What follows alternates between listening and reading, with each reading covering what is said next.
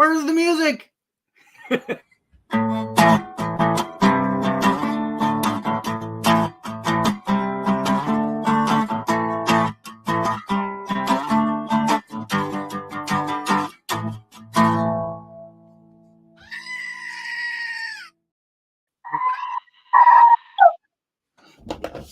was fun watching you squirm a little.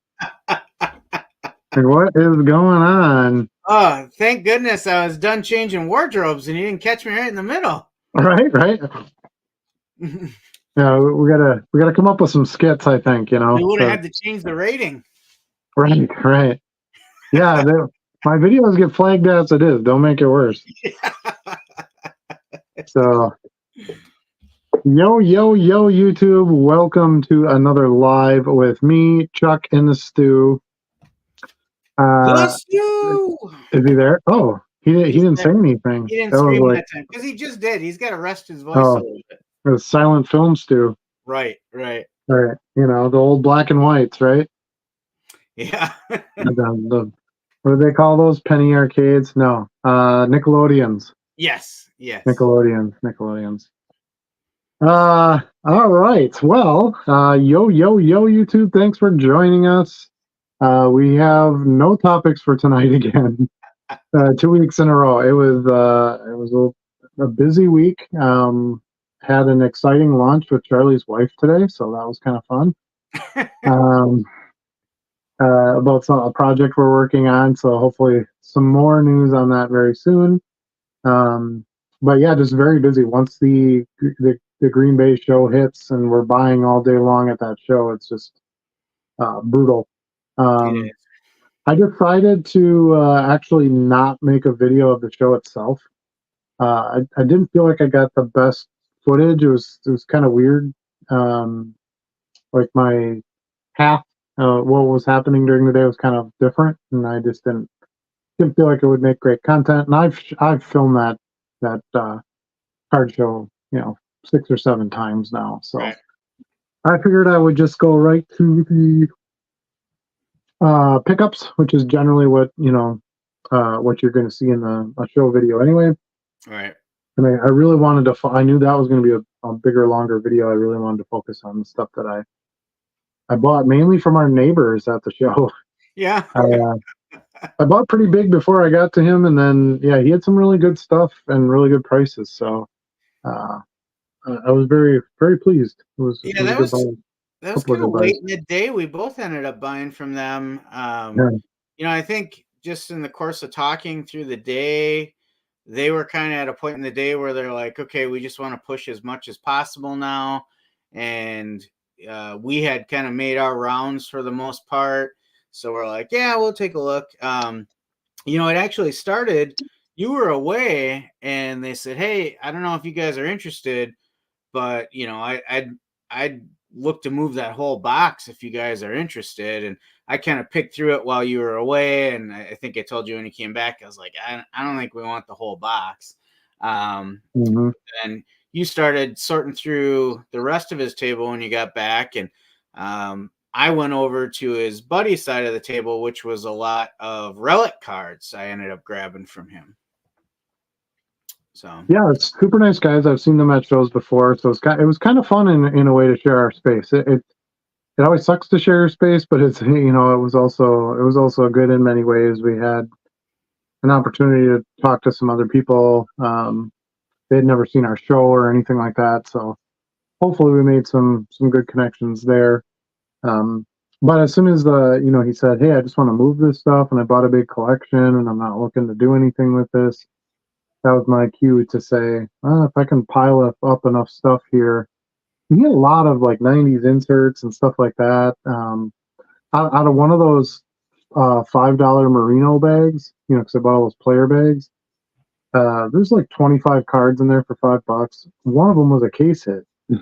Yeah. The Flingers insert. Now, that goes to like $25-$30 for a merino. So yeah, there was some pretty good gems in there. The Mahomes packs that I bought were all 2018, which is second year Mahomes, and those are going for pretty decent money now. Since his rookies are affordable. Those are rookies to us normal folk.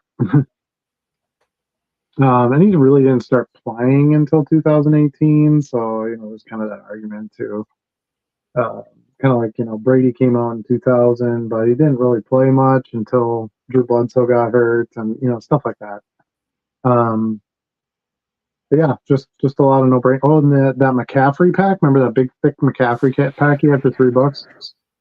Dude, what was that? I don't know what you're talking about. Weird. There's like a weird fifth ring. Anyway, I heard like a kind of whisper like thing. Strange. Did anybody else hear that? Put a comment in there if you heard that too.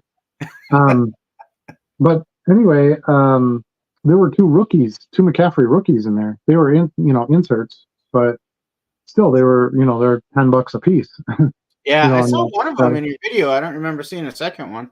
There were two copies of it, the same one. Oh, okay. All right. Yeah. So, and then, and $3 was his sticker price, and I got it for probably a third of that because I don't remember. This is where I wish I did have the video because I didn't film during this part. Because there was a total sticker price, and then he shot me a price, and then I countered at a price, and he accepted my counter. So I'm trying to do the math. Like, where did we start in this? What was the starting number? But I think it was like 160-ish, I want to say, and then because he threw me 120, so that would make sense. Yeah. And then I told him $90, and he took 90. So I figure probably a good half price-ish off of sticker. You ended up getting through the rest of his table though, and most of the buys you got were not in the box he opened with. He wanted $500 for that, or $500 for that box on the end, and I kind of looked through it, and it was pretty much all base cards and a lot of prospects that didn't work out, or young players that really didn't pan out. I picked up a bunch of like good name numbered cards in there too, and most of the and he's gonna watch the show now. He's gonna be like, these guys are talking about me. But the pricing was kind of confusing to me on the box because it was like 5 for 7, and then 8 for 12, and then 9 for 20, and I'm like, I don't understand what's going on here. That's why I had him kind of keep them separate and mark them so that I could figure out what the hell I was doing. So I was trying to just grab enough cards to hit the marks just to make it as easy as possible to put together a final deal. But I mean, there were cards numbered out of 15, 20, 25 in that 9 for 20 box. I mean, 9 for 20 is basically $2 a card, right? Yeah. I mean, if you like 9 for 20, it's such an odd mark, but basically a little bit over $2, and it's like, well, geez. And then if I get a bulk and I can get it down to $1, I mean,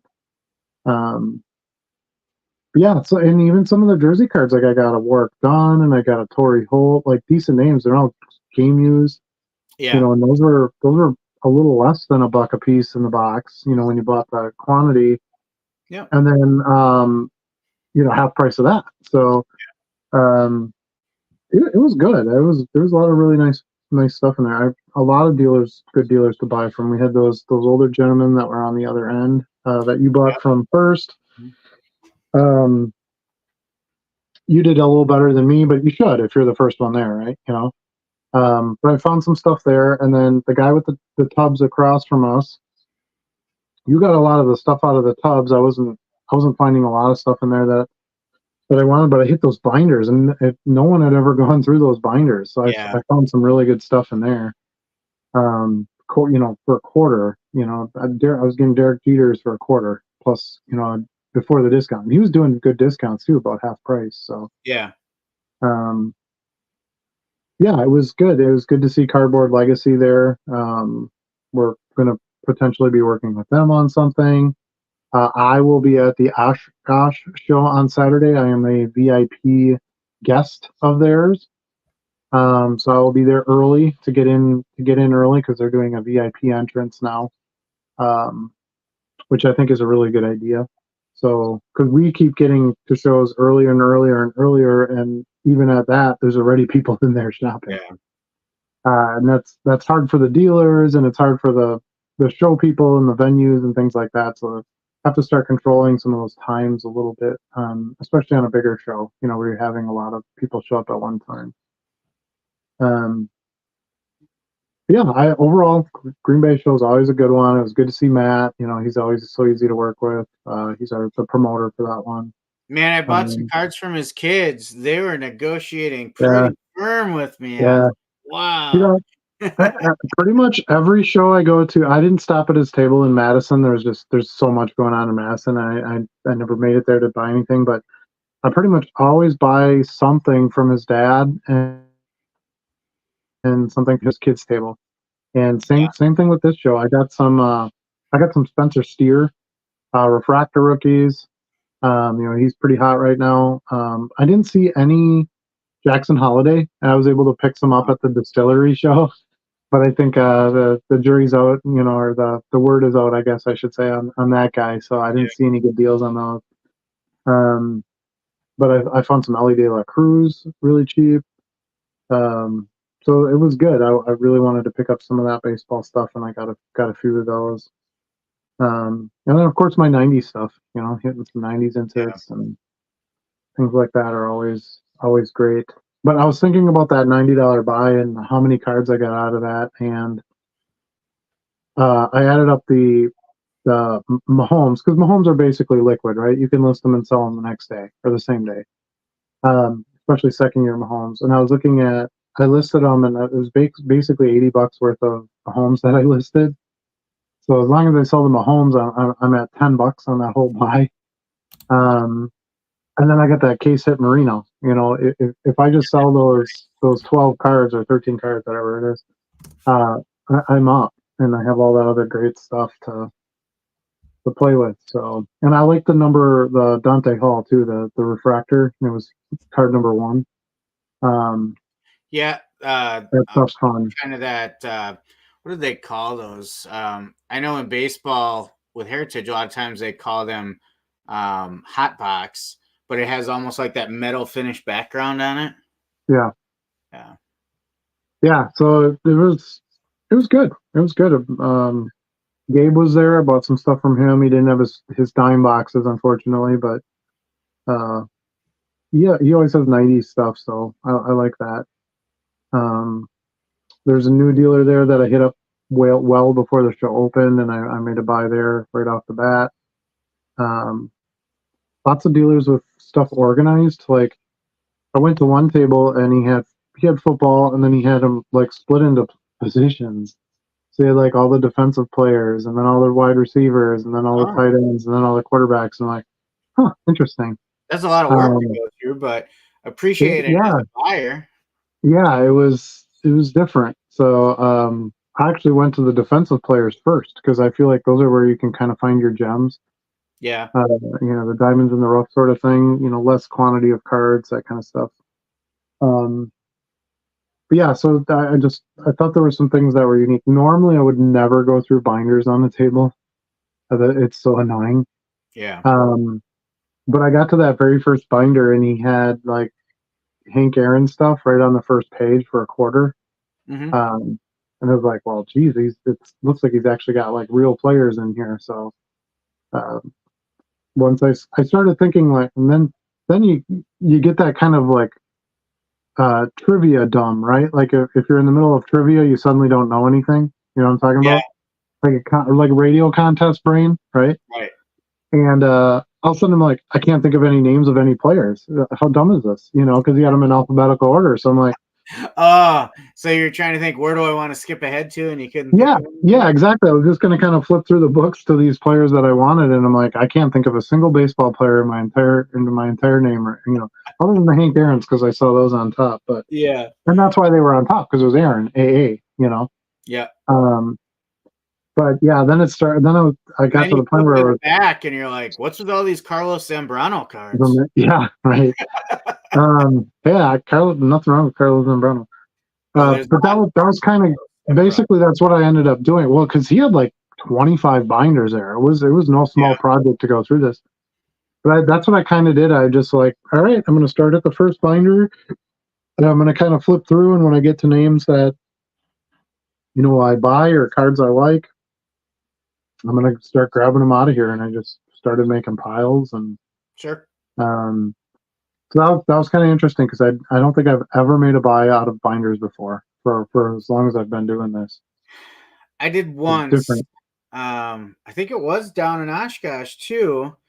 Oh no, it was at the distillery. There was a guy who had some WWE cards in binders, up Okay. on like a podium, and it was late in the day, and I was like, I haven't really gotten any wrestling. Let's see what he's got in there. I was actually trying to find some cheaper stuff for WWE, and it looked like he actually had some in there. So I ended up going through the whole binder, and it was not enjoyable. Like I'd No, much rather have them in a box that I can flip through. no.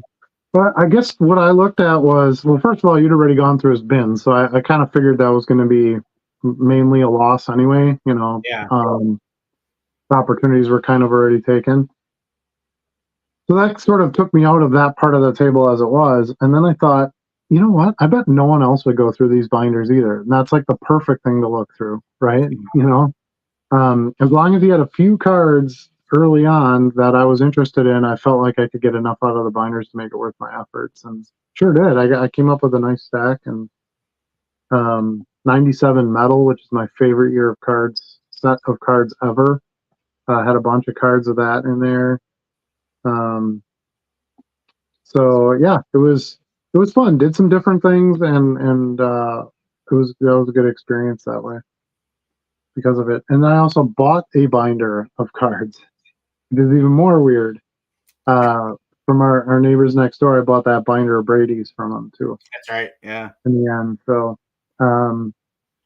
which for me was good because that was something I'd kind of been, you kind of flip through your drawers of, players you sell well, and you kind of look at it, and I was like, man, my Brady stuff's getting a little low.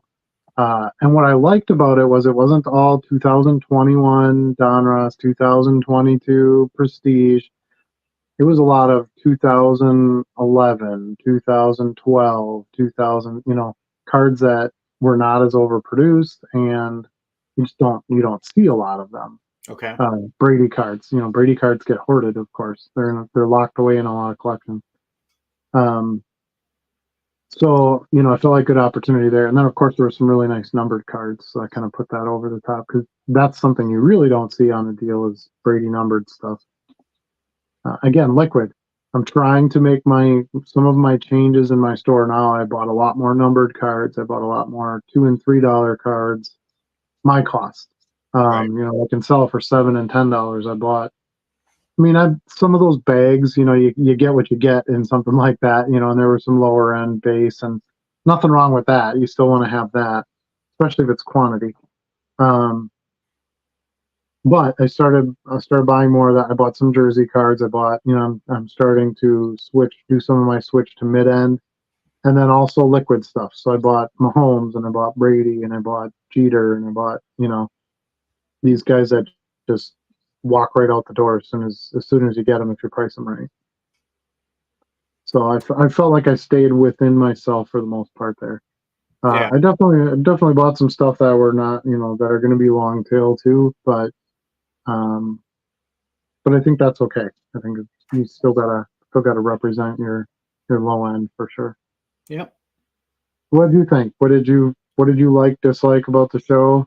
It's interesting. I thought from a seller perspective, I thought the turnout was a little lower, foot traffic was a little less.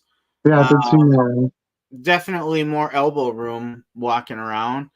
Mm-hmm. Um, but it was steady the whole day. Didn't really seem to be a lull. But from a buyer perspective, I ended up buying more than I expected to.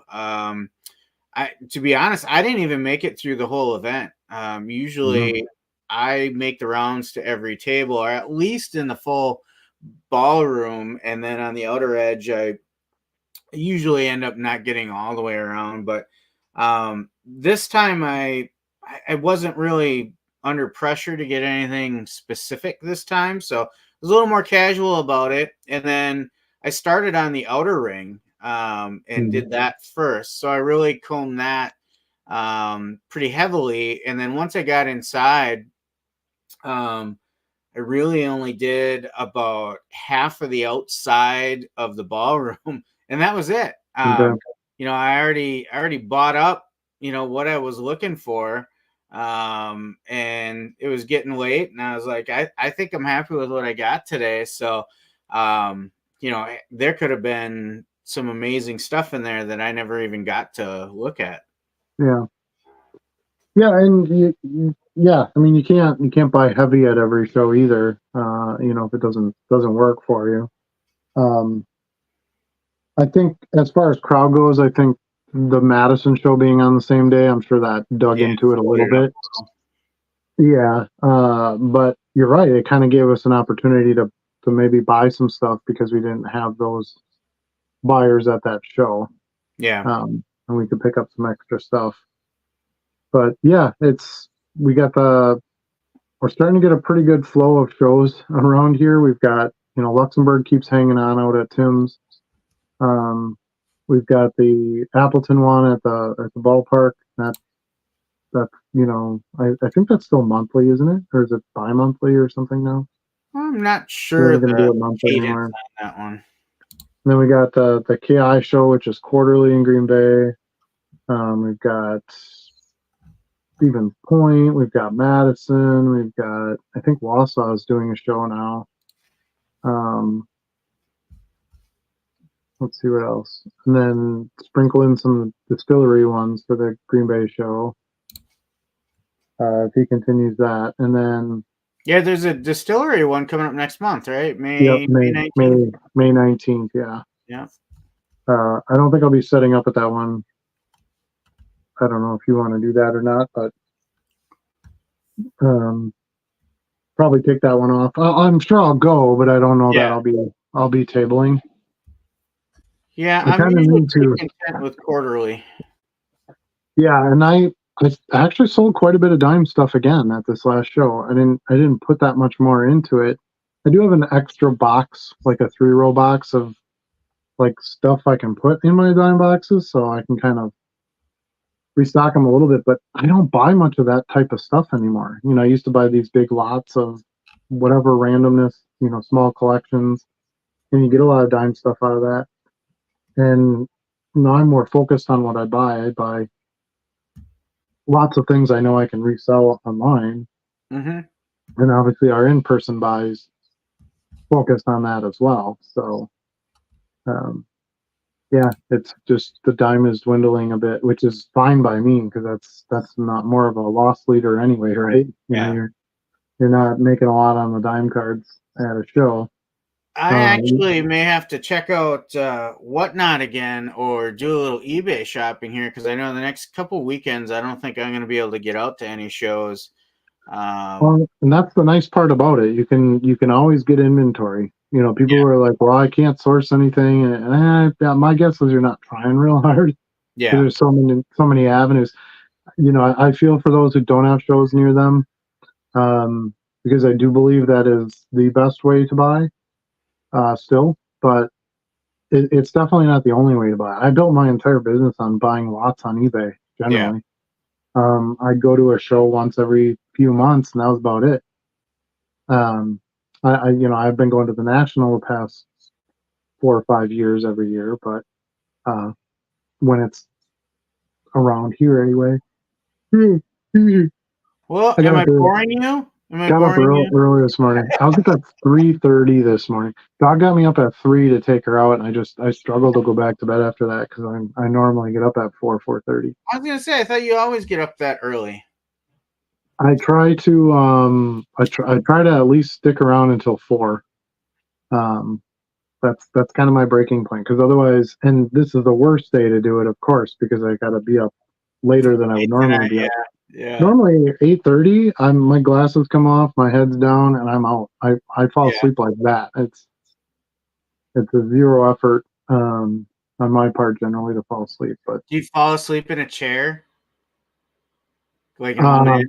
Yeah, oh yeah, of course, all the time. Yeah. You haven't been to my house since we put the theater in, but wait until you sit in those chairs and it's all soundproofed in there and everything, and man, it is glorious. What What was the thing Rogers did? What is it called? You turn off all the lights and it's just Yeah. blackness in there. Yeah, it can be like that. I mean, obviously, if you have the screen on and you have all the sound on, it's but I can even fall asleep with that stuff on. So Yeah. um, yeah, it's pretty amazing little space. I'll be happy when everything my office is done down there. So one last piece of drywall to put up, and then time for the plastering. The drywall, the last part of the drywall is kind of challenging because we need to put like one of my main gas shutoffs is up there. Mm-hmm. So we need to put like a little trap drop, door. yeah, a little drop down hatch type thing, and so we're just still kind of putzing with that. And because if we could just drywall it, I would just throw the drywall up and be done with it and tape it off. But got a little bit more to do there, so I'll be excited for that. That'll be nice. Should we get to the chat? I think we're probably falling behind here a little bit. Yeah, let's see what we got. Joe is here. Joe says, "Good evening, boys." Boys. We're boys with bees. Boys. Troy is here. Good evening. Good evening, Troy. Matt says, "Yo, yo, yo, fellas." Average Daves is here. Good evening, gentlemen. Some dude. Gentlemen. He corrected himself. He stopped himself. That's good. Max is here. Good evening. Green Bay show must have been good for you too. Matt came over at 2 and I was able to go to the bathroom for a minute. Didn't get a chance to leave the table. Hope you guys did. Yeah, we just leave the table. We don't care. Yeah. I have dime cards. I'll leave my boxes there on their own. I don't really care if they walk off. That's just a peanut butter jar for people to throw dollar bills in. Yeah, it's an honor system. Yeah, leave a quarter on the table and take the box. So. Let's see. See, Average Dave heard it. He said it sounded like someone tapped the mic. Yeah, it was like, but it sounded like the mic. Yeah. I don't think it was here. I don't know. It was weird. Probably a lag catching up with the internet or something. Yeah, that could be. Yeah, you Pokey Spectrum people over there. I'm waiting for TDS if they ever want to do business. You got to do it. It's so great. Great pickup videos, guys. Thank you so much, Troy. Thanks for watching. Evening, fellas. Great pickups for the both of you this weekend. Appreciate you both taking time to show us all of them. Yeah, that is something that I never really want to skip on because it's, first of all, they're a little easier to make, not a lot of editing. Yeah.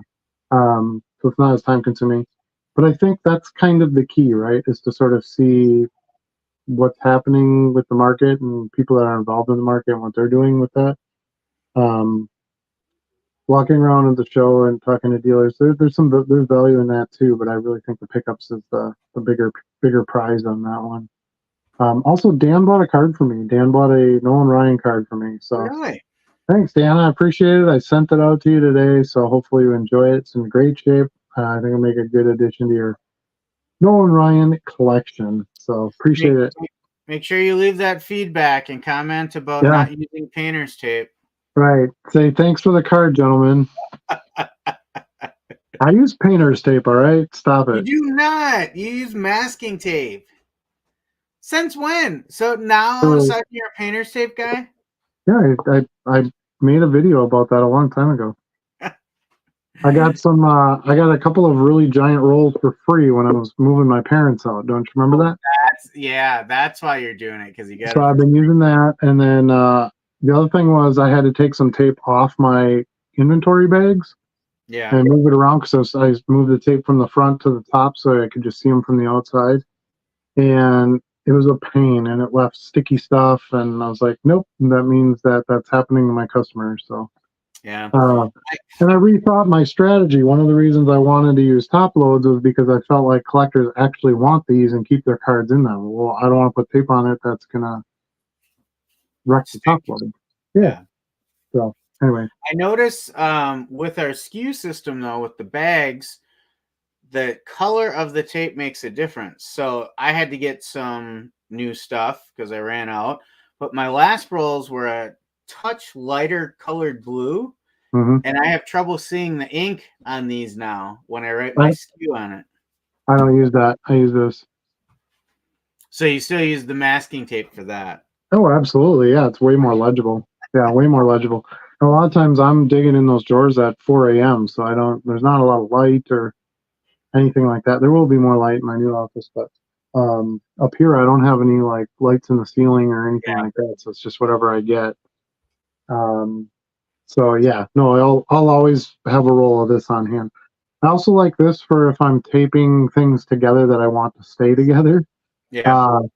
Like if I'm putting something in cardboard or whatever, you don't need to reuse this, whatever you're taping with that. So this still applies better than the painter's tape, and it's cheaper. So I will always have a roll of this on hand. But yeah, for the baggies, absolutely, I would never use the blue for that personally. I use whatever color I have. Well, yeah, but when you can go buy it, you can pick, and you can pick one. But I'm not gonna buy separate tape just for the baggies. Why not? Because I'm gonna get a volume bulk deal on one thing.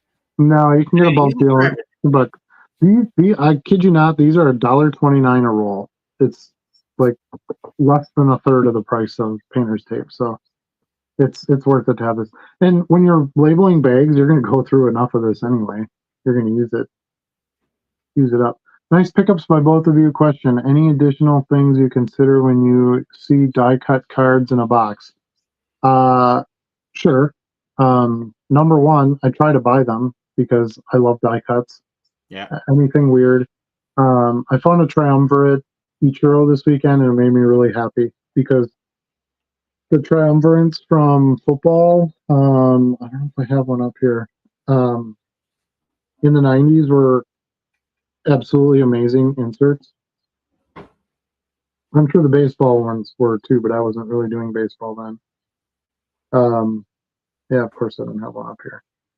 But with the strange little shapes and cuts, and they look like computer boards and all that. That stuff is just dynamite. Yeah. And it needs to be die cut. Like it would still look cool without it, but the die cut is the real selling point on it. But yeah, like any card, I look for, okay, well, yeah, it's a die cut, but is the die cut a cool shape? Like even base cards, base Crown Royale cards, I love those, and there's a lot of buyers and collectors for those. So even base, anything that's kind of shield shaped, is usually something that draws me. If it's got die cuts inside the card, like in the middle of the card and stuff, that's pretty cool. You don't see a ton of that, where it's more like a punch out. Yeah, I mean, I think the biggest thing I look for any card that I buy is I look at who is the player, number one, because most collectors, we're selling to collectors since we're low end. Most collectors collect a certain player. After that, it would be team. So I'm more likely to buy a Yankees card than a Twins card, or you know what I mean, of a player. And then how rare it is, if it's serial numbered. There's other things that can be added to that die cut that you have to consider. But ultimately, when I go through a box of cards, I'm not looking for any specific look of card. It's more, if I buy this for what I think I can get it for on the bulk price, what can I sell it for? Right. And then that's my determining factor. If I can get this for a quarter, and I know I can list it for $5, probably end up getting a sale at $4, that's worth it. So you go from a quarter to $4, even with your dollar and a few cents in your transaction fees and shipping, you're still coming out ahead. So I did sell a card yesterday that has to be authenticated, so I sent that off to the eBay authenticator in Anaheim, California, I think it was. Yeah, sounds right. Well, there's like 4 or 5 different authenticator locations, and they'll usually give you a name. They'll give you a name of who you have to address it to. So I don't know how you become an eBay authenticator. It's an interesting job, but I don't remember that on the one I sold last month. Yeah. So, but I've sold quite a few, and they've gone to different locations. But it's always kind of fun when you get one of those, And this was a good one too because the person had good feedback and had been on the platform since 2014, I think. So good long time, but not a lot of feedback. It was like 26 feedback. So I was happy with going to an authenticator because once I ship it and it gets delivered to the authenticator and it gets authenticated, I'm clear. You don't have to worry about the buyer anymore. So kind of like the international program, right? As long as it reaches that eBay shipping container address and shows delivered, you're good. So, yeah. But yeah, as far as that's kind of what I look for. I don't specifically go, oh, this is a die cut, I should buy it, or oh, this is a die cut, I shouldn't buy it. It does add to the overall look and appeal to me and to a lot of buyers. So it will influence, will maybe add some value points right up front, but there's other factors to consider when buying a die cut. There's a lot of really common die cuts too. You can come in, Jenny. I'm getting some coffee delivered apparently. Ooh, Thanks. that sounds good. Cherry cream coffee. Tell her to bring me a cup. Oh no! I need a napkin. I forgot my water too, so I might have to let you go solo for a minute so I can run and get some water in a little bit. Oh boy. I did a lot of talking today. And maybe take a nap. Yeah. On the way downstairs I'll take a nap. So for die cuts, I do say, oh, it's a die cut. I want to get this. That's kind of my first reaction. Die cuts and acetate cards are on my list to always try and buy. It's just kind of a thing that I'm trying to build up in the store, to where people can think, oh, you know what? I want to find some die cuts. Let me check out JC3 because they usually have a good selection of them. Or I want to get some acetate cards. I wonder if they have a, Vlad Guerrero acetate card. I really want that. Check me out first, right? So I'm usually on the hunt for those, first of all. But when I see them, there's a couple things that go through my head. And the very first one is it cool? Is that a cool die cut? If you watched my video, you saw that Bowman's best cuts. I was like, that's pretty cool. They've cut the word best cuts out along the top of the card. That takes a lot of, it's all like laser cut, I'm sure. So it took a setup, man, a lot of precision to set that up, right? And then I think about, who is the player? Is it somebody I at least know of? And as long as I know who it is, I'm like, I'm going to take it. Especially, usually I'm getting them for, 50 cents, a quarter, 10 cents, whatever. As long as they're in that price point, I'll get most of them. If it is someone I've never heard of, well, then I might have to look a little bit closer and think about it more. And then I start thinking about, well, what team is it? What year is this from? Like you said, is it serial numbered? That's always something that, even if it's a lesser known player, they got a mom or a cousin or something like that says, oh, I want 1 of 10 on that, But the biggest thing is just, for me, is that eye appeal. I think that's what die cuts are all about. And the other thing I think about is how intricate is the die cut. Again, I go back to that best cuts one. When I pulled that out of the card saver, it is so thin on the top and you can literally wiggle it around. I'm like, that is the ideal type of die cut to get when you find them in good condition, because it's hard to keep them in such good condition. And the longer those cards go around, the more of them get damaged. And organically, the population of those cards starts to shrink down because they can't withstand the wear and tear as much. You know, you'll break off a letter here, you'll break off a corner there, and suddenly that's a card that isn't as desirable anymore. So if I can find cards that I'm like, yeah, I could see that getting dented in a box, or someone threw it into a shoebox and that's going to cause a problem, those are ones I want as well. Yeah, I think you made a good point earlier. Most of the time, it's expensive to make die cuts for a printer. They're called a die cut because you literally have to make a die. You have to make a special metal punch so that when the cards come through, it cuts that card that way, versus a straight edge cutter where it's just cutting the bottom of the card, the top of the card, and cutting up the sheet. So it should kind of clue you in right away that, hey, this is a little bit of a special card or a little more expensive set, because if they took the time to do the die cut, they're not going to do that with junky,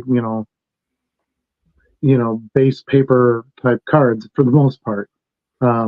And you can't even really do it with a lot of paper cards because they would just sort of fall apart, right? As well. So, but here's a triumvirate. This is what I was referring to. Now, Charlie, you would love this set for these cards because there's 3 levels to them. Okay. Yeah. This is the luminescent version, which is like the second stage. See all those cool edges die cuts? There's cuts in the center of the card. Well, what's cool about this is the first level of this die cut is a solid card. It's still die cut, but there's no like see-through to it. The second level has a little bit of see-through to it, and then the third level is more of like an acetate, and you can see most of the way through it. So you get like the best of all the worlds. Yeah, that's great. Yeah, with those cards. So, yeah, it's pretty cool to find die cuts and to be able to pick them up when you can. And I mean, it's a PSA 9 on a card like this. That's pretty solid grade. Yeah. There's all these little tiny teeth cuts on the top. See those? I mean, any one of those could snap off, get bent. Yeah. You got a little die cut window right here. That could be easily, wrecked. So you have to. Those cards definitely need to be handled very carefully. When I buy this stuff, like for my PC, it's always graded, because to buy something like this raw and pay the price for it, and it could be really nice, or it could be all chopped up. Half of it bends back on the backside, because cards are really made in 2 layers, right? You have your top, plastic glossy layer, then your bottom plastic glossy layer. So you can have it peel, one way or the other. I think everybody's had that happen with some cards. I've lost tech that way. Yeah, yes, that's a great example. And I was just going to say, it happens more with die cuts and acetates. So, the condition sensitivity, it gets amped up a little bit. And that's a good point too. When you're looking through them and you go, "Ooh, a die cut," you might want to look at it a little bit closer too, because you could end up with something that's not in very good condition. You just got excited about the die cut and didn't realize, it was actually broken off in one spot, or like I said, it's got that split of the papers, or whatever. So yeah, it's die cuts. Die cuts are great. I think that's something you definitely want to keep an eye out for. And sometimes it doesn't have to be super dramatic either. Like one of the cards I picked up this weekend, I want to say it's like 98 Advantage or something like that. And it just has the top left corner with some little scallop cuts on it. But think about how many times a card like that can get thrown into a box, and then those scallops start to dent in a little bit and eventually lose some of their shape. If you can find one in good shape, I mean, that you're going to find a buyer for that. Yeah, absolutely. It's kind of how I see vintage too. A lot of people are like, "Oh, why would you want to buy those vintage cards? They have creases in them and this and that." I sell tons of that stuff. I sell completely roached cards with writing on them. because you can get them really cheap, so you can sell them really cheap. Yeah. And a lot of times it becomes a placeholder for a set collector or a team collector. They can't find a nice one, or they don't have the money for the nice one right now, so they'll buy the cheap one for $2, so that at least they've got something sitting in that spot on the set. And then, in the next couple months, when they've got a few more bucks, they can try to get a little better one. Right. So yeah, just you don't when it comes to vintage, I would say you wouldn't want to do this with modern cards, but when it comes to vintage and it's die cut, you can let it play a little bit more with some wear and tear versus a newer card. They don't do a lot of die cuts anymore. I don't see a ton of newer card die cuts. I mean, we've got those new Tops to the Moon are kind of nice die cuts. Yeah, the To the Moon is, but it's still a pretty basic die cut. A little bit of a round edge. You'll see some die cut stuff that way, but yeah, most of it is pretty boring, or you're right, non-existent. No. Be interesting to see if that's something that Fanatics pushes a little bit and gets some more of that to us. I think the collectors want it. So Troy says he's been noticing some nice buys on Facebook Marketplace. That's awesome. I look somewhat regularly, and my wife's a big Facebook Marketplace nut, so I have her look, and I don't really find anything around here. You only have so much time to do things, and if I'm going to look online, I'm just going to look at eBay. Right. Because I know what I'm doing there. I find good deals.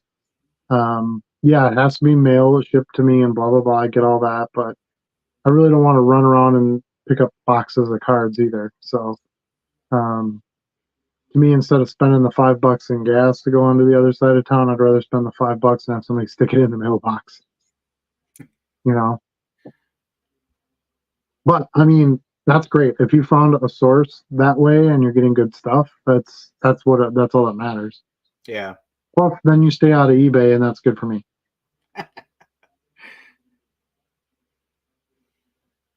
All right, what is the market like for a box of 2K non-sport cards on eBay? What's a good idea?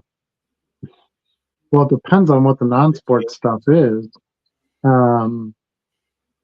If it's a bunch of Corvette cards or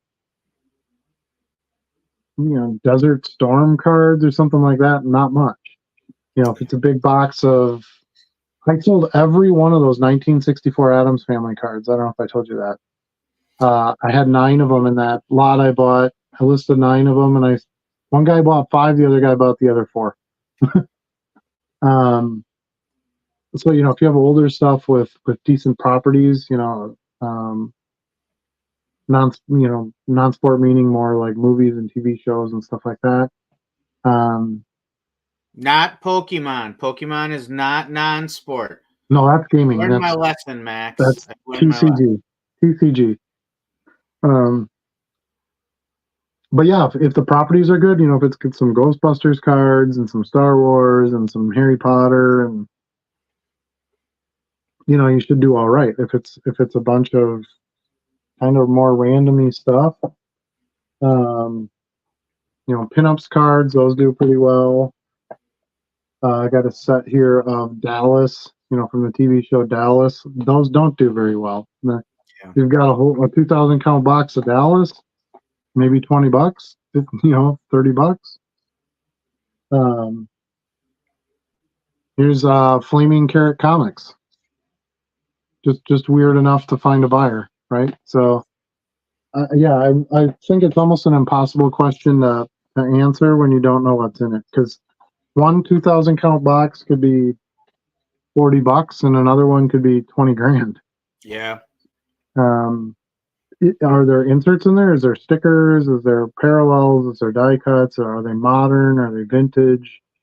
There's a lot that goes into that, just like sports cards. You can't say, well, how much is a box of 2,000 sports cards? Well, if it's a 2,000 count box of T206 Honus Wagners, it's going to cost you some. If it's all 1991 Fleer, Dave Magadan cards, I don't know. I don't know. You got a few of those, I saw. I did. Yeah, that's why I mentioned it, because it made me chuckle. Sometimes if I can get like a whole bag of cards for like 10 cents, I just do it. Even if I don't know what's in it, because why the heck not? Even if I have to stick them in my dime box, they were inserts. They Yeah. were all insert cards. Even if I have to stick them in my dime box, fine. You'll get the money back, and it's kind of fun. It's sort of like opening a pack, and I bought a lot of packs that way that did really well. I had no idea with that Dan Marino pack that I bought for $5 that it was going to have a case hit in it. Right. And I even looked through it, and I didn't notice that. I remembered that card was harder to pull, but I think I even made a comment. I think this might be a case hit, but didn't know until I came home and actually comped it, because I'm not going to comp a $5 bag of cards of Marino cards. I was watching you go through those, and I realized to myself that that's a play I haven't really explored at all. I'm always kind of tentative, because I'm like, okay, if it's a bag full of cards, somebody curated it. And if they're selling a curated bag of cards for $3, really, if I play the odds, what's going to be in there? If they're trying to sell it for $3 and they handpicked all the cards in it, Yeah, see, now, just if it's just a random bag of cards, I wouldn't buy that either. But these were all player themed. Yeah. So I knew, okay, well, 20 Dan Marinos for $5 is a no-brainer to me. I sell a ton of, even 1991 Upper Deck base Dan Marinos I sell regularly. Yeah. So there was going to be no losers there. I would imagine that case hit was an oops in there, though. They couldn't have known that was a case hit when they threw that. I'm guessing not. Yeah. Just like all the second-year Mahomes. I mean, $1 for a second-year Mahomes, that's insane. Yeah. I don't, even if it's score. Actually, I sold one today. I just listed them this morning, and I sold one. I priced them at $7.99 each, and I sold one for $7.99. So, but anyway, yeah, bags. I bought bags twice at this show. I bought a bunch of those player bags from our partner next door, and then I bought that little hockey insert set that I knew was missing Steve Yzerman. But it had the rest of them, and I knew Mario Lemieux was in there, and Eric Lindros, and like a bunch of hockey players that sell. And I paid $1 for the bag of 21 cards. Actually, less than that, because that was sticker price. Before my bulk discount, so probably paid 50 cents, 70 cents, something like that. Right. So you need to do that. And then those other bags that I bought, those were all out of that 10-cent box. And I had like $20 worth of cards, and I offered him $5, and he took it. So that was like one of my very first buys. That was before you got there, Charlie. But it was a bunch of it when I have an intro number in my head, but I asked the dealer to go first, and they throw out a number that's lower than I would have started. That's exactly what happened. That's exactly what happened. I'm like, oh, it's just a bunch of dime box stuff. I downplayed it, like, I'm just going to take this stuff off your hands. Yeah. And he wasn't real impressed with what was in there either, and he was like, I don't know, $5. I'm like, yeah, sure. Yeah. So, when you start getting the cards for a penny or 2 cents, and then you get a whole bag of them for 10 cents, like, I don't know. I think it's a good option. And if there is anything good in there, it's still going to be in there, right? Nobody else went through it and took it out. So it's not like a box where as soon as somebody else digs it, there's probably some opportunity gone. If that person's buying the way you're buying, you're not just looking for specific players or something. Scott wants to know from Troy what he's finding on Facebook. Says, I'm in Toronto, so it might be different, but here are nice buys for hockey. I can see that. In baseball, 600 count. But I like how every hockey card I try to comp everything. All the sales are in Canadian dollars. Yeah. You love your hockey up there in Canada. I just try to get really cheap deals on players I don't know, and then I just list them. Or players that I'm very familiar with, I will buy like for an actual price. You know what I mean? Yeah. I got that free Upper Deck hockey rookie set from Ethan because he won it in one of the little drawing things on the floor at the National. And don't know any of the players. Still don't know any of the players. But I'm like, well, they're all rookies, and it was like a boxed set you could get at Target, right? Yeah. Of like all the rookies from that year. And I'm like, yeah, I mean, I'll throw them up at $2 a piece or whatever, and I sold almost all of those. You know, there's just because nobody here wanted those cards. I mean, the reason they were giving that out as a prize is because they went on clearance for like $3 at Target. Yeah. You know, for the whole 50 card set or whatever it was. But so now I'm distracted because here's marketing at work. I see Troy Barton. I think Canada. We're talking Canada, and immediately my mind is populated with Tim Hortons. oh, nice. Tim Hortons. I thought you were gonna say the Canadians from South Park. What's their names? Yeah. Benny and Lenny. I just sold one of their South Park cards this week too. What the heck is their name? Ike watches them all the time. Relax, guy. Yeah.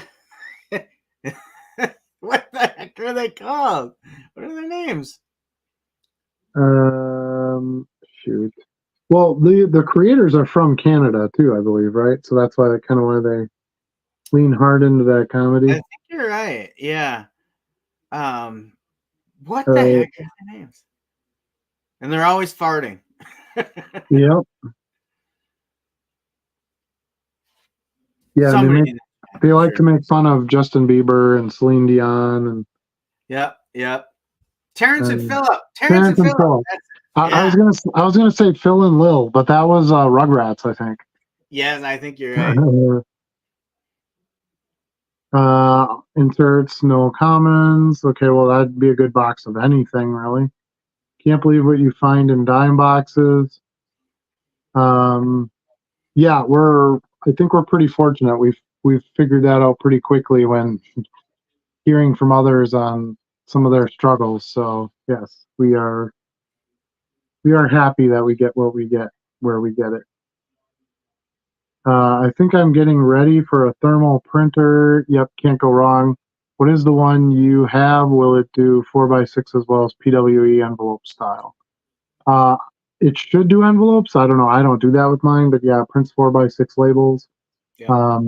There is a link there isn't one in this video, but there's a link in my other videos for the thermal printer that I have. If you want to click on that link and order it through Amazon, I'll get a little tiny something out of that, and you'll end up with the printer that I have, and it works awesome. Charlie bought it too and likes it. So yeah, I'm really pleased with it. Yeah, and it's $63 now. I think it was like 52 something when I got mine a couple of years ago, but you know how it goes. Nothing is the same price it was 2 years ago. Right. No, I don't think you'd regret it. I mean, just the fact that you don't have to use paper or ink. I mean, that's what all the cost is anyway. So the other great thing is just the compact size too. I have mine on my desktop right next to me. Like it doesn't take up a ton of space. The labels themselves and the holder I have them in probably take up more space than the printer. Yeah, for sure. So did you see my my post about what I use my bin for now? And I don't have the. Nice. I was looking at it. I'm like, where did I put this stupid thing? I kept tossing it around. I'm like, dude, I'm just gonna put it on my cabinet, and then as I pull my cards, I'll throw them in there so they don't slide. Because there's some days when I'm pulling cards and I'm pulling 200 cards out of there. Yeah. You start getting that, you know, and you don't stack them nice, right? You just keep tossing them up there and pulling more, and it's like, you know, you get that avalanche, and I'm like, yeah, I'm just gonna throw them in the bin. Then when I get back, it's really easy. It's gonna pop them out from the bottom, grab my stack, set them down, and start packing orders. So I found a nice extra use for that piece of equipment. Yeah. Adding a SKU to your listings in CDP, do you input them when you use Inspector or when you add them in Excel? So he's referring to the two views. I don't think in the Inspector there is a quantity field, right? It's only in the Excel. He's talking about the SKU. Oh, SKU. So you can put it in the Inspector, but I do it in the overview, and I do it all mass entry in one column. So I if you go in do overview, select your column, it'll pop up your SKU column and it'll say, do you want to make all of these the same? And I say, yep, and fill in the one box and it fills the rest in. Yeah, I do it in whichever version is not the Excel looking version. Overview is the Excel looking version. Inspector is only one card at a time. I use the inspector one. I started that way. It's much faster if you're doing it in the overview. You're right, I do, because I click on the header and then it brings up that little box that says, do you want to? Yes, you're correct. That's how I do it. And then I put the one number in and it fills them all in, and then you just X out of the box and you're good to go. You're correct. I do it that way. Share an example here because I have a couple batches still up. Let's see. Yeah, I haven't used Card Dealer Pro in a few days, so I've already forgotten what the what the view is. Yeah, I have one up here. I can share it. Present, share screen, and I want to share Card Dealer Pro. There we go. Let's see how that works. There you go. Right, while you do that, I'm going to go get some water. I'll be right back. Yeah, no problem. So yeah, you can see here that in Card Dealer Pro, the overview mode, which is up here. Well, let me move one of my screens so that I can better show you. So the overview mode here, if you can see my cursor circling around, you have overview or you have inspector. So inspector is just one card detail at a time. Overview gives you this spreadsheet view. And then if you slide over to your SKU and you select the top of that column, it'll say, how do you want to do this? Now I have my values in already, but I could clear those. And then it would say, well, I'll just show it to you because I'm done with that. So there you go. So you can automatically generate new SKUs or set all SKUs to the same. If you say set them all the same, it gives you a box. And you can just fill it in like that. Fill selected. It'll refresh, and there they are. So that's how I do it. I'm typically only running through enough cards in a batch to fill one bag. So that particular batch, I had 30 cards. You can see I had one with 5 cards. Just depends on what I'm doing. So that works out really well for me. And then you still have a chance to make an adjustment when you export into your actual upload spreadsheet. If you're like, oh, crap, that's not the number I wanted, you can still change it when you get to that download spreadsheet too, if you want. Yeah, and I pretty much do it the same way. All my batches are 50 cards or less. I just do it by the bag. Yeah. That's how I scan, and then that's how I list, and then the bag goes in my drawer and I'm done. So it makes it very manageable, especially if you have a batch that doesn't turn out well. You don't have this huge batch that you, because remember, as soon as you scan into Card Dealer Pro, it costs you. Mm-hmm. So you want to keep your batches manageable in case there's a problem. Like I had an entire batch where it didn't pull the first picture of the cards. So it went the first back and then the second front and then the second back and the third front. So the entire batch was shot because you can't change those photos. Yeah. And then it didn't ID any cards, of course, because it had the back of a previous card as the front picture. So, that was 30 some cards, whatever, that I had to completely scrap, and I couldn't get those scans back. So that's my small tip on that one. If you're new to Card Dealer Pro or thinking about Card Dealer Pro, that's the one downside to it. It charges you with the scan, not with the upload. Yeah. Yeah, I definitely, when I first got it, I guess new buyers excitement, right? Like I put some pretty big batches in initially, and if you go too big, it can cause some different headaches for you and be a little problematic that way too. So I think the best advice is really working smaller chunks in there. Now, the scanning itself, I've learned to treat the scanning and the Card Dealer Pro matching separate processes for the most part. I look at them separately now. I may scan 300 cards the day before I hand it off to Adam. But when I actually process in Card Dealer Pro, I'm going to use smaller SKU size batches. Yeah, and I scan, and then that's my batch. So we do it differently that way. Yeah. So there's no right or wrong. You have to know what makes sense for you and how you do things, and then go with that. But as far as the SKU goes, yeah, Charlie's right. That's by far the easiest way. You just click on the header of the column, you hit yep, change them all, and put in whatever your SKU code is, and you're good to go. Now, I did forget, and I posted this in Discord too. Sold a card out of a batch, and I never put the SKU in it. So I actually changed my settings in Card Dealer Pro to prevent me from doing that in the future. Okay. So I had it set so that it would give me a generic SKU, and then I would go dump that and put a new SKU in. Now I have it so it doesn't give me a SKU at all. So when I go into that like that spreadsheet view or whatever, what is it called? Inspector Gadget. Yeah, Inspector, I think. So when I go in Inspector, all my listings are orange, meaning they don't have the right enough information to upload. So I have to go enter something into that SKU field, or I can't upload the cards. So that way I'll never run into that ever again. Because what I ended up doing was I was fortunate because I knew about where the card was. And I kind of posted this in there too. I looked at my listing date. So since I date my SKUs are dates, it was pretty easy for me to go back and find. Yeah. But I had to pull that entire bag, and I had to go through all those cards and put a SKU on them, because none of them, of course, had a SKU. Yeah. So I had to go to eBay and go to each card and add the SKU to it. So I won't have a problem with any of those cards in that bag in the future. But I thought I got to have some sort of foolproof plan where I can't upload these without, and not have a SKU in the future. So that's what I ended up doing.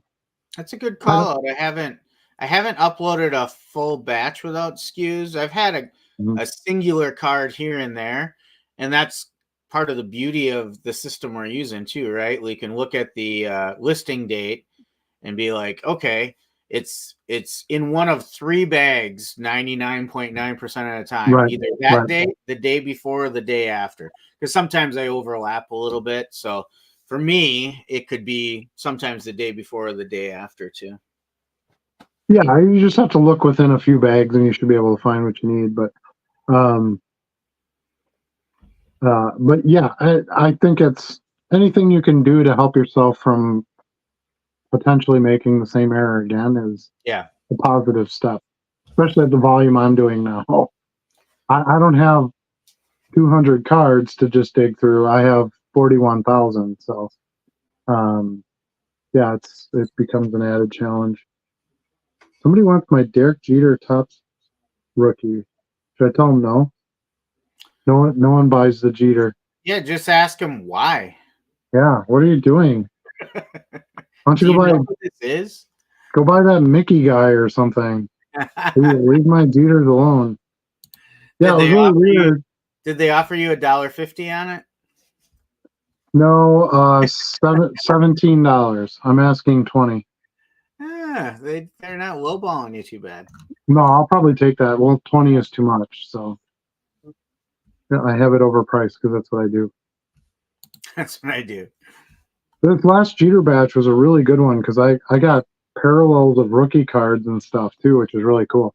I got an electric. It's funny because as we're talking about this, I just sold the greatest Yankee ever as well, Don Mattingly. No. Greatest first base coach, maybe. Or wasn't he third base or hitting coach? I don't know. He's one of those. I don't remember what base he coached. Derek Jeter will not be coaching. He doesn't need to do that. Yeah, he just tries to own teams. Correct. Well, he did kind of run part of the New York Yankees organization for a while. I think he's kind of out of that, though. Now he's doing like his little grading card company, and he's got an athletic line or something like that. Kind of went more the Brady road, I guess. Ben Flippin' Goods is here. He says, hello, everyone. Hope sales are good. We hope that too. Charlie said it was a little slower today, and I had like my last 2 days were really booming. So it's just kind of to some degree a little bit of luck of the draw. I had a lot of new stuff to list, obviously with the show. So I think that's been helping, and I've been moving a little bit more to the real liquid players and the little bit more mid end type of stuff, and I think that's going to start to help getting more numbers at a time as well. I don't know. I'll see. I'll let you guys know. Peter also had a terrible sales week. My numbers are down 33% since last month. I'm listing decent low end stuff, but numbers are down. Sometimes. Okay, so this is going to be basically for everyone right now, and whatever your numbers were in March, they're going to be lower in April because people had tax returns. And consequently, people in April pay taxes, like me and Charlie. So, the liquidity chain is a real effect in what we sell. We don't sell toilet paper where you got to have it no matter what. Unless you're talking about Don Mattingly cards, those are basically toilet paper. Oh, now that's a low blow. Mm-hmm. I mean, you use what you got. I would never say something like that about you use what you got. You use what you got. You didn't even put them on the poll. I said what I said. Yeah, exactly. I said it. I said what I said. Anyway, so yeah, so you're gonna be down from I'm down from last month too. Not much. I recovered quite a bit in the last few days, but I'm still down like 8% or something like that. So you just have to allow that to happen. There's not much you can do about it. There's these times in the year where there just isn't as much activity. That's where I think really rounding out your store helps a ton. And you probably, if you're in the Discord, Peter, well, I know you're in the Discord, but if you've been looking in there, you've probably seen a lot of comments of, man, non-sport cards are really selling and go non-sport cards, blah, blah, blah. I think this is the better time of year to sell that stuff because basketball it's just the start of the playoffs. No one's still really watching it yet. Hockey's not really there yet. We haven't had the NFL draft. Soccer is into some of their cups and stuff, so that's moving a little bit better. But the sports are just kind of not in a hype zone right now. Yeah. So that plays some part in it too.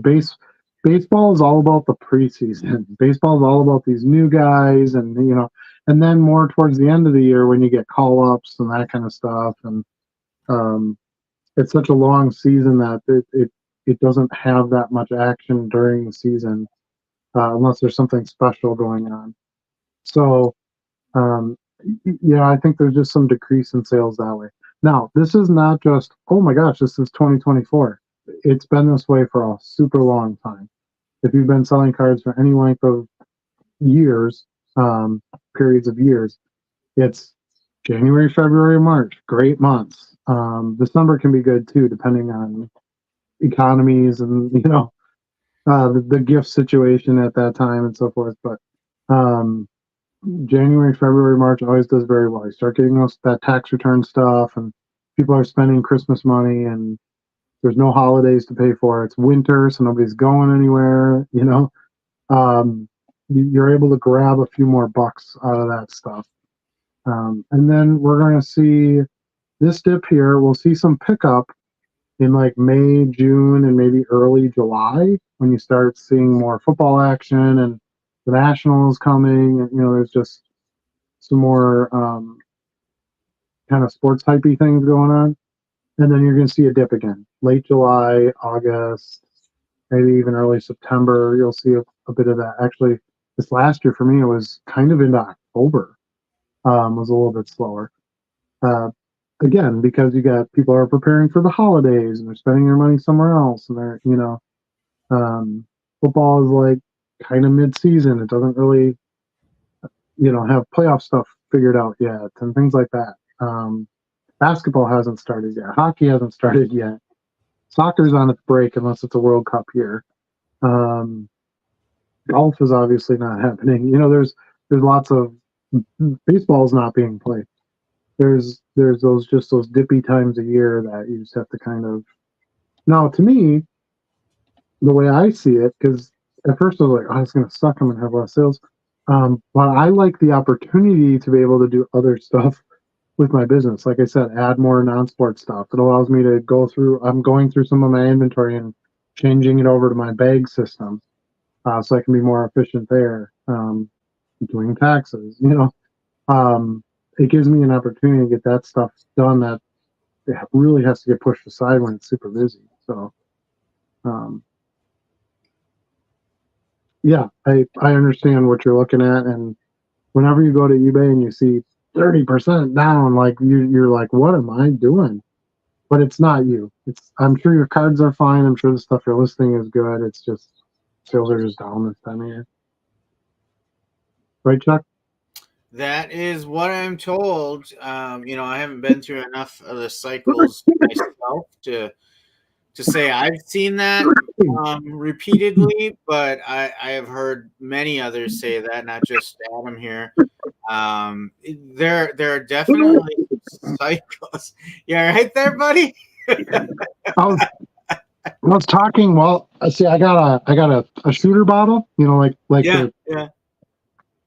And I was talking while I was shooting the water in my mouth, and I forgot that's not a great idea. I had something similar last night. Jenny came downstairs to make sure I was okay because I took a swig off a bottle of water, and just as I was tipping the bottle back, I got a tickle in my throat. And I had this mouthful of water, and I had this decision point. Do I spit it out, or do I swallow it down and maybe choke myself or drown myself? I don't know. Well, I swallowed it down, and it caused all kinds of haywire. 10 minutes. I could not get my throat clear. It was crazy. Yeah, luckily I didn't have that kind of time. A few coughs and I'm back to square here. But yeah, right. What's that? Those were heavy though. I thought I was gonna have to find a way to come through the screen and revive you. I figured I'd just let it happen, let it clean itself out, so I can move on. That would have definitely been some must see TV. Yeah, right. Well, that's why we do this live, folks. That's how you get the good shows.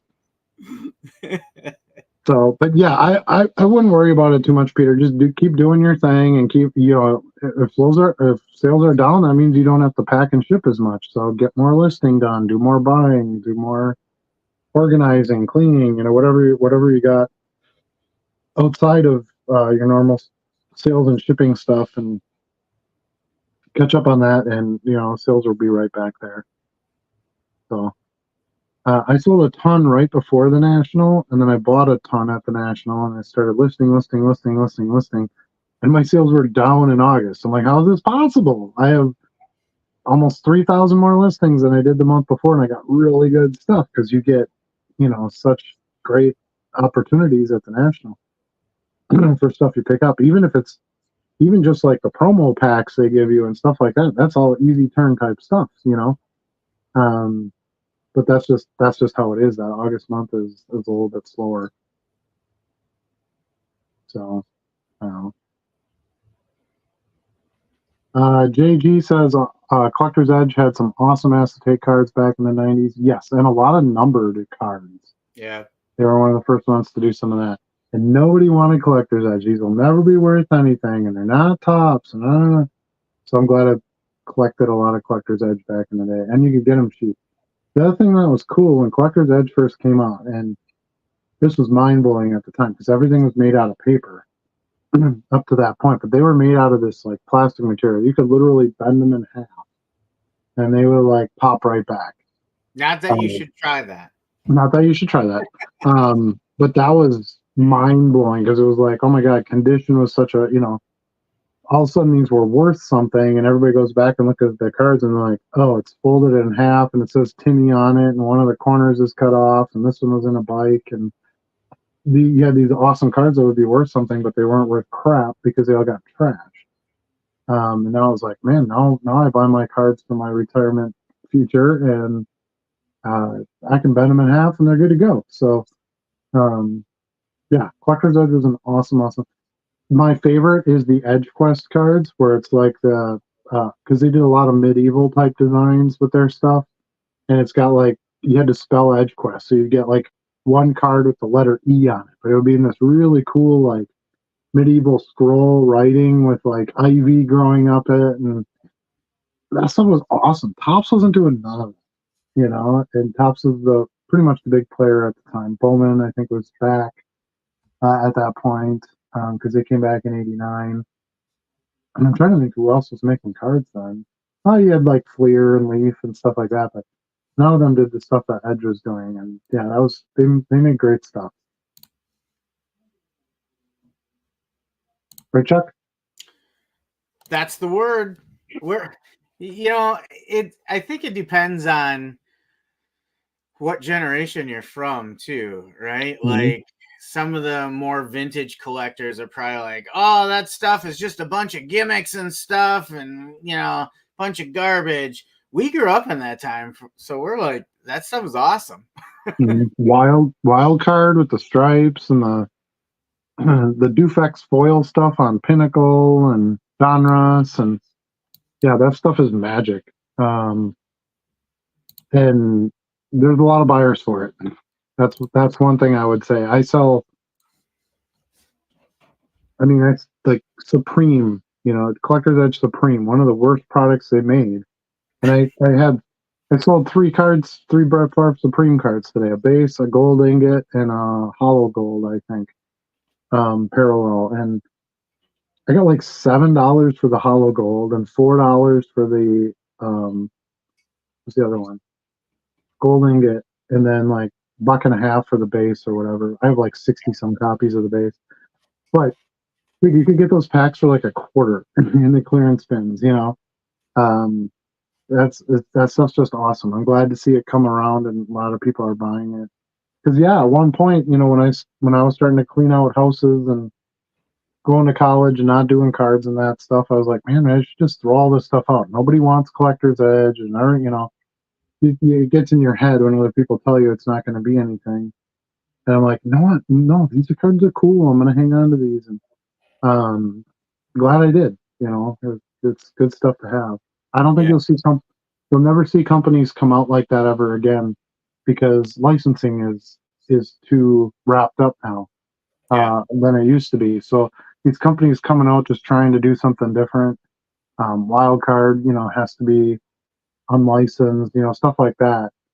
So you're that time is done. So those sets that are out, that stuff Collector's Edge made, that's all you're gonna get. Yeah. Everything else is gonna be a Fanatics monopoly controlled product. Not that they're not gonna have good products, but you can't have a company like that, fly by night company, come in and make cool stuff. All right, Robert is here. He says, y'all's eBay business is working well. I try and imitate that. He said intimidate. Shoot. I try and imitate that. I offer free shipping as well as best offer. I also do dynamic ads. Buyers want to offer $1.05 for my $3.99 card. Sure, yeah, everybody gets that. Yeah. Counter them. Usually I'll give it 1 or 2 counters. That's kind of my limit on it. So let's use your example here. So I got a card listed at $3.99. They offer me $1.05. I'll come back and offer them $3.50. If they come back at $3, I'll probably take it. Yeah. Right? Found a decent common ground there. If they come back at $1.08, nope, I'm done with you. I'll just decline it. Because you're just too far apart. You're not going to make a deal. If you price it at $3.99, you're expecting to get somewhere in that vicinity for a final price. You're not going to sell it for $1.08. So then I just don't waste my time anymore after that. So I've actually started using some auto decline features. I think I have it set at like 40. If it's not 40% of my list price, I auto decline now. I don't, because I still want the opportunity. I have a lot of people that will do exactly what he's saying here. They'll offer $1.05 just because they want to see how low they can get you to go. If you accept $1.05, they have a great victory on their hands. But they want me to give them their lowest price is clearly what this is telling me. Yeah. If I was the customer, this is what I would, would be doing, in living in their head anyway. So I don't want it to auto decline. I want to counter them and give them an opportunity to still buy this card and save a little bit of money, but it's going to be $350 is going to be my bottom price. And then, if they're still playing games and they come back at $1.08, nope, we're done. If they come back at $3, I got a sale. So I don't want it to auto decline. Yeah. I could still get a sale. I just got to a point where I'm like, me. I'm fine wheeling and dealing. In fact, I expect it. But when you offer me 75 cents on a $1.99 card, when the cost of a stamp to even mail it, you're wasting my time. If you really want to get the lowest price, offer me $1.25 at least. It's pretty rare I get anything under $1. Most of the low offers I get are 99 cents. Yeah. Or $1. That's generally what I get. But I've gotten a lot of sales out of those too, where I come back and I say, no, we're not doing it. Let's say it's $1.99. They offer me $1. I come back at $1.79 or whatever. And they take it. They take it. So I'm definitely not going to accept their $1, but I don't want it to decline either. I still want an opportunity to try to make a deal. And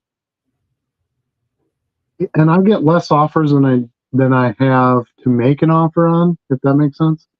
Where you get to send offers, so it's not so cumbersome. There isn't that many that I can't reply to the ones that are there. Or consequently, if I just don't feel like dealing with it, like you said, I'll go in and I'll just hit decline. You can still just decline it if you want.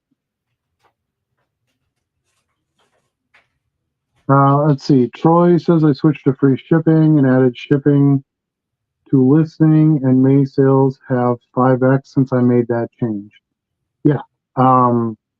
That's my model. That's what I work off of, and it's pretty tried and true for me. So, no shipping, no handling fees, none of that stuff. You just give them a good price for the card, a not rock bottom price, but a good price, and everything's included. Yep. It's funny that there's so many things in this world that are not priced that way. When you read I'm a marketing and economics nut. That's what I went to school for. But you read consumer study after study after study, and they don't want that. What they want is give me one price for what I need to pay and what the deal is, and we're done. But there's so many things that just try to just hide what it's all going to cost you in the end. It's so annoying. So I don't want to be that guy. Biggest complaint everybody has when they walk out of buying a new vehicle. The salesman says, I can get you into this for 18 grand. I'm talking used cars here. And then you sit down and sign the paperwork, and it's 18 grand plus 250 for this service fee, plus 500 for this, whatever fee, and it's actually 19.5 on the paperwork they ask you to sign, and everybody hates it, right? Yeah. Well, yeah, because it's a bait and switch. It's a bamboozle, Yeah.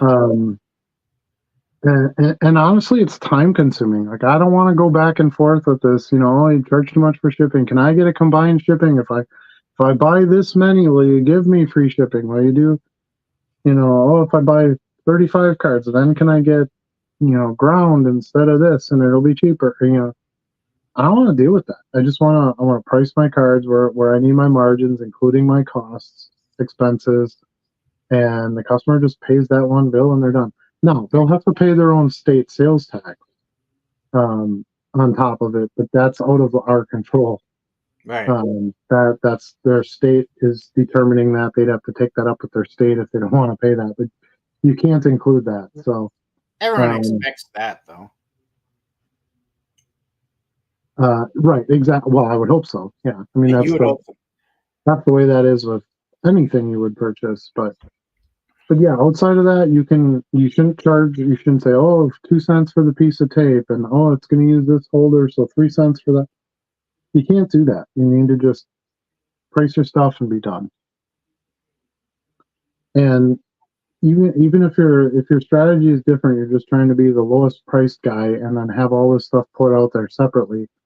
Every consumer adds all that up together anyway, and that's what they say their price is. They're not going to say, oh, okay, the card's $1, and then it's $1.99 for shipping, and then it's this, and then it's that. They're going to go, that card is $3.50 because that's what it costs them to get it done and get it to their doorstep. Yeah. One of my favorite base sets for die cuts that was back in my day was Topps Laser Cut. Yes. Now, those are notoriously poor condition cards with so much intricate cuts, and it was all on the edge of the card. There's a lot of them where, like, the top kind of little jettison piece that's sort of folded over. A lot of them, the foil is because they were foil on top of that. Die cuts, a lot of the foil is kind of peeling off or missing, and some of those are a little ragged, but I agree, it was cool looking set. Bright Spots insert that had bright spots, tiny little ones on the top. Yeah, well, the Bright Spots is like a colored acetate card. It's like a yellow acetate. Lynch pins, do you know what lynch pins is? No. Look up a lynch pins insert. It's all these little rivets punched out on the card. It's an amazing looking card. Yeah. I'm trying to think of what set that was. Something Fleer, maybe? Fleer Ultra.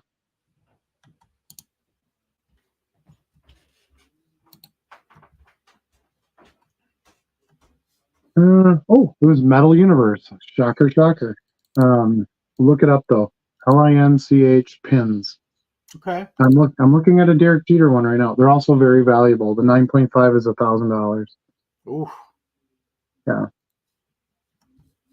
I got a couple of the Favres. It cost me a little bit to get those too. Nice cards though. Scott says, what about Alien the movie cards? I saw a lot for pretty cheap at a show. Some of those cards sell, if you're looking at base cards of a movie, it's kind of tough because if it's just like a bunch of random scenes from a movie, other than if it's like a really huge movie like Star Wars or that's pretty much the only one I can think of that would any scene would sell. But yeah, cards of the Terminator walking with the roses box where he's pulling the gun out, if you have some of those iconic moments, those cards should do okay. Header cards, but then you really want to focus on the insert stickers and tattoos and things like that. That would have came one per pack or whatever. Those would be your best to try to resell. Took a chance on a few welcome back Cotter cards, John Travolta, and some good times. Not so dynamite so far. Yeah, and some of that, like I said, is just long tail. There isn't going to be anything that's going to hype that card where you're going to, all of a sudden I sold 30 of these today. Even South Park, which is still airing and kind of legendary for its time, it only ever had one card set, so I even paid up a little bit to get the set. They're slowly going. I've probably, out of the 70 cards, I've probably sold maybe 15 or 20 of them now, but they're slow.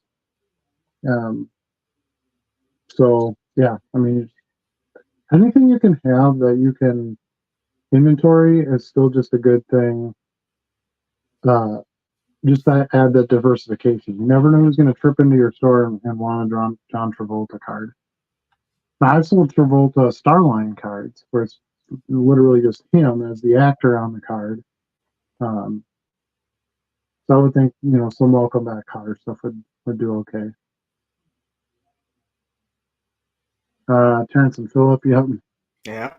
Daniel and Phillip, parents. Ben says, thanks for the Brandon Ayuk. I hope we don't trade him this week. Oh, you bought that for me. Thank you.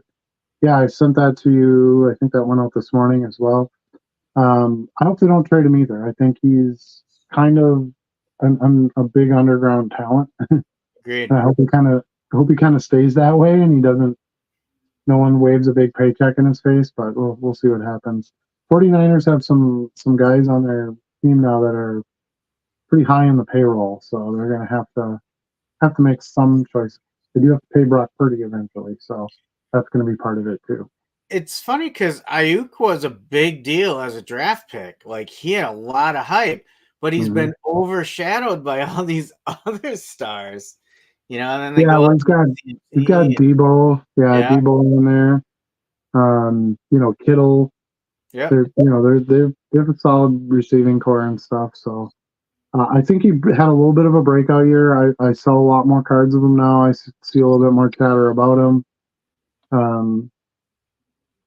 So again, I don't know if that's good though, because somebody's going to want to poach him. So we'll see what happens.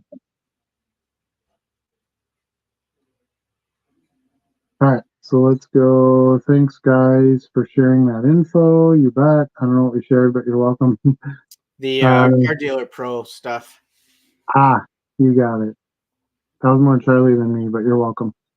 The weekends have been crickets for me, but yet Monday, Wednesday are always good. It's odd. See, and my weekends are just booming. Well, you've seen my Monday sales videos. I have stacks of stuff. I always make sure I send out a coupon on the weekends too, so I think that helps. But yeah, I mean, depending on your store and the size of it and what you sell, everybody's going to have different results, different timings and things like that. Skybox Premium, nope. Lynchpins was in metal. Yep. I actually found a Shaq one in the $1 bin. Nice. Yeah, what about that? He pissed me off at the Super Bowl, but I can't be mad. He plays with passion. Yeah, he made some mistakes. I would agree with that. He's like Purdy's fourth option, mucho expendable. I don't think that's true. I don't think he's his fourth option. I don't think Purdy has like a primary receiver. He's not that kind of quarterback. He reminds me more of a Brady type quarterback where he's going to throw to the guy who's open and who can catch the ball. So I think Ayuk would be a choice often above other receivers on that team. But that being said, he's not like the standout superstar on the team either. It's not like, oh, well, it's 4th and 26 and we need this one and we have Justin Jefferson on our team. I'm just going to chuck it in the air down there and see if he can get it. It's not that style of play, and he's not that type of receiver. So, and let's say you're going to do an end around, right? And you want a receiver to do that. Well, you're not going to have Ayuk do it. You're going to have Debo do it. The jobs are a little different on that team that way. So, okay, I see where he's going. He says, CMC. Okay, I guess if you're counting him as a receiver, then I see what you're saying. A big time receiver in that offense. Yeah, but I mean, we were talking wide receivers, okay? So, still, I would still as a wide receiver core, I would put him in front of Debo as far as an option for catches. But I don't know. Debo's a more electric player. Who's got the better hands between Debo and Ayuk? I don't know. But I know that with the ball in their hands, Debo's a better player. Yeah. And I think with the game on the line, if you had two options, you can throw it deep to Ayuk, or you can throw it underneath to Debo and see what he can make happen. What would you do? Give it to CMC. Well, they use CMC a little bit similar to Debo because that CMC is going to be underneath too, and then let's see what he can make happen. So, yeah, Yeah, I don't know. We'll see what they end up doing. But yeah, there's going to be some guys that are going to have to pay. So, you got to make some decisions. And you don't always keep the best of the group either. Sometimes you let that one go and you can spend your money somewhere else. True. But yeah, so you can't keep them all. That's what we've learned. Not in this day and age. No, and us here with the Packers, we just saw Aaron Jones leave. I didn't think that would happen, but probably the right move with getting Josh Jacobs. But still, eventually these really good guys cost so much money. They gotta you gotta find a new home Yeah. and get them fresh. All right, let's move on. As a 49er fan, since I can remember, I'd rather we trade Debo next season. Seems like every offseason we have drama. Well, that's part of it too. It's not just what you do on the field. There's those little side activities that can cause problems as well. You're tempting me to start ranting about the state of sports today. Yeah. And how travel teams are creating different types of athletes that don't have the same respect for the game that they used to have, and NILs and all that stuff has changed how players are these days. And I don't know if it's for good, but I digress. I'm not going to go down a rabbit hole with that. A rabbit goat hole? Yes, a rabbit goat hole. I think it doesn't matter. I think things just change over time and you have to find some way to adjust with it. There's these people that just stick in their way in life and it's just fine the way it is. So that the day you were born, change has been happening, and it happens until the day you die. So you're gonna fight that for all 80 years of your life, or you're gonna try to figure out how to work within it. Maybe you can use that change to your benefit. So, but yeah, the game is different. The way the players are treated, the players have more say in what happens with them themselves, and there's social media that fits into all that. Like, there's just all this stuff. It's the off the field stuff that I think is more prevalent than it ever was before. And I think it's because these star athletes get pampered so much more and they think they can do whatever and there's no repercussions. I even see it at a kid level. I see kids every year that think the rules don't apply to me because I am the best player on the team. I don't know that that's a new thing. I think the idea is not a new thing. The opportunity to curtail that and rein it in does not exist the way it used to be. Yeah, that could be true. But players, to some degree, in a lot of sports, were suppressed back in the day. You couldn't make a lot of your own free agency choices, and you had to take a low pay, and there's all these things too where okay, well, we give them more freedom. Are some of them going to abuse that? Yeah. But now players can just go out and do these idiot things and say idiot things, and we'll just give them another contract. Well, yes and no. There's lots of players who that's ruined their career for stuff too. I mean, look at Deshaun Watson. I mean, yeah, he's still with a team, but he's not what he could have been had he not had all the off-field crap. True, and even he got a second chance, right? Well, I guess he had to because he was not convicted of anything. Right? Yeah, he technically didn't do anything wrong. If you're going by law, but even with that, that has even happened before. Look at Michael Vick. Yeah, he did 18 months, got out, and got an NFL contract. That's true. So, but can you put asses in seats? You can get a lot of second chances if you can do that. Think about it from what if you were a custodian, right? And you did something like that, and you were away for 18 months. You don't think that person should have another chance at being a custodian?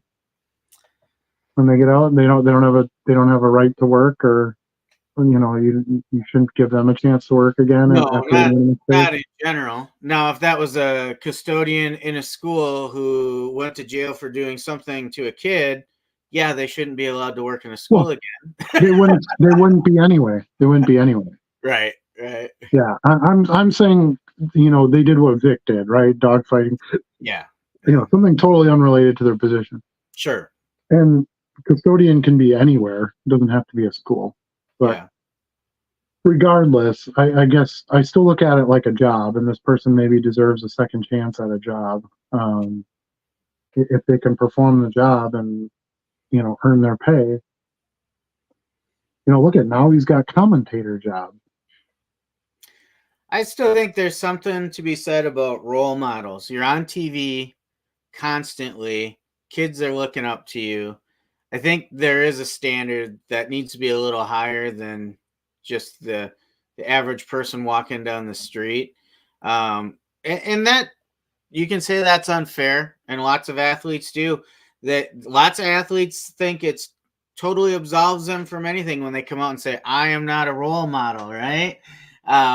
But they are role models, whether they choose to be or not. Yeah. Yeah, I would agree with that. You're right. As soon as kids are watching you, you should be doing something different. But who's to say how someone should be, or how they should, you know what I mean? I don't know. I'm not the person to tell them what to do. Um, can they write that into contracts and stuff? Sure, probably. Maybe Yeah, we'll see more of that going forward. I don't know. We'll see. But yeah, it'll be. I don't know. I don't. I think some of it is, and somebody had pointed this out in here in the chat too, that social media makes more of it available, and I yeah, would agree with that. I think you see everything has a video and everything, especially as a athlete or celebrity or whatever. You ain't getting away with nothing anymore. yeah, Um, Maybe you will as far as punishment, but the public jury is gonna have all the information right in front of them. You yeah, know, um, OJ just passed away, right? So there's all these things that have been on, interviews with Jake with Cowlings and Cato and all this stuff. Like, so did he do it? Now that he's gone, can yeah, um, and think about if that had happened now. I mean, there'd be a video of the back of this guy's house while it was happening. Somebody would have audio recordings of somebody yeah, screaming, and there'd be, oh, I was flying my drone at that time over his house, and here's what I saw on the drone. There's no way that stuff like that wouldn't have all the information right out in front of it. yeah, As a matter of fact, that trial itself changed everything. You had 24-hour a day court TV for that thing, which we'd never seen before, and celebrity and football player, and all the yeah, things we're talking about here. Um,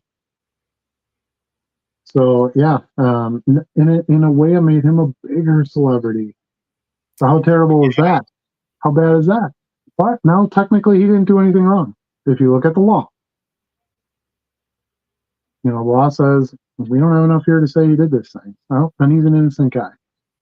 yeah. So Although he still would have been relevant today just on the Naked Gun movies alone. yeah, right. Yeah. The taking the baby thing or whatever. Remember that? Oh my god.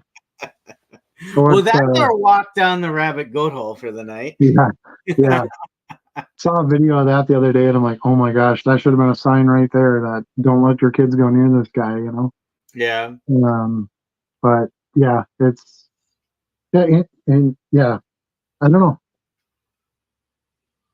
I don't know. And yeah, who's to tell this person, hey, you catch a ball, you have to be on your best behavior at all times because a 12-year-old's watching you. Well, I don't know.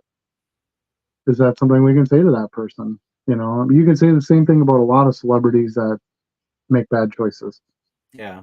You know, um, I would like to see athletes just want to be that way. That would be my actual dream. Is that athletes come out and they're like, hey, we're literally entertainers. We're no different than a band or a Taylor Swift or whatever. We're out here, we entertain these crowds, and then people think they know us, so they want to follow us and see who we're dating and where we went for dinner and this and that. And I realized that, so I'm gonna at all times try to be on my best behavior. I would hope that that's just something they would feel as a moral and societal responsibility. Yeah. But that's also not real life. Well, and that's where I say So, how they're brought up, the way society has changed, the way we can try to shape the morals of young men and women has all changed. And I think part of that is why you see more of these yahoos out there doing these stupid things as soon as they make a little bit of money. Now, don't get me wrong. I've done plenty of stupid things. And if I suddenly, I grew up in the woods, no electricity, no running water, eating buttered noodles for multiple meals in a row. That was a lot of my childhood. I didn't have a penny in my pocket most of the time growing up.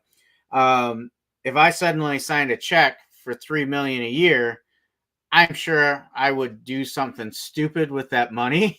But what I'm talking about is more the moral compass stuff. yeah, I agree. Yeah, it'd be good if there was a little bit more accountability just taken on by themselves instead of constantly forcing the league and the courts and somebody else to push something down their throat, that they would just make good decisions. So, but we'll see. Maybe we'll get some bump in humanity at some point, and that will that will increase. I don't know. We'll see, I guess. Yeah. Ben says the same thing. Society in general, sadly, professional athletes should be held to a higher standard than others. I think a lot of people do hold them in a higher standard. Custodian of public sector definitely shouldn't get his job back after dogfighting charges. Okay, I don't know what that has to do with being a custodian, but I respect your opinion. Every class in my high school had the TV on for the OJ verdict. Yeah, I didn't watch any of it, but I remember my mom would sit. My mom was a teacher, so she had the summer off, and the trial was like over the summer. And she watched it day after day after day, and I'm like, I can't. It's I not. watched a lot of it. I Glued watched to the TV. I watched little chunks, and there was always like highlights at the night. Oh, this is what the defense said today, and this was, oh, the glove doesn't fit, and blah blah blah. Marsha Harden. Yeah, she's not a very good prosecutor. But yeah, I don't know. But yeah, it was kind of the first real big trial like that everybody just had full access to. It was crazy. Yeah. I don't know how it ever got approved, but Court TV was brand new at the time. Do you remember that? Yeah. Court TV had only been out for a couple of months, so I think they pushed really hard, probably spent a lot of money, to get this thing on, because they knew, like, this is it. This is going to make us right here, and it basically did. I don't even think Court TV is a thing anymore, is it? Is that still? I'm sure they have like a YouTube feed and all that stuff, but it's probably on right after TMZ. No, it was literally like a channel of Court TV, and they just you're had right. It was crap on all day long. Yeah. So, and I don't know that that's even around anymore. I mean, now you can, like I said, you can just stream everything, but yeah, it was interesting. I'm Simpson was busy watching your YouTube videos. I don't watch anything like that. right. Yeah, well, it's funny. We were talking about this the other day, and we're like, man, there's so much stuff on there to watch. And then I said, oh, thank God, because there was a period of time there where everything that was on was crap.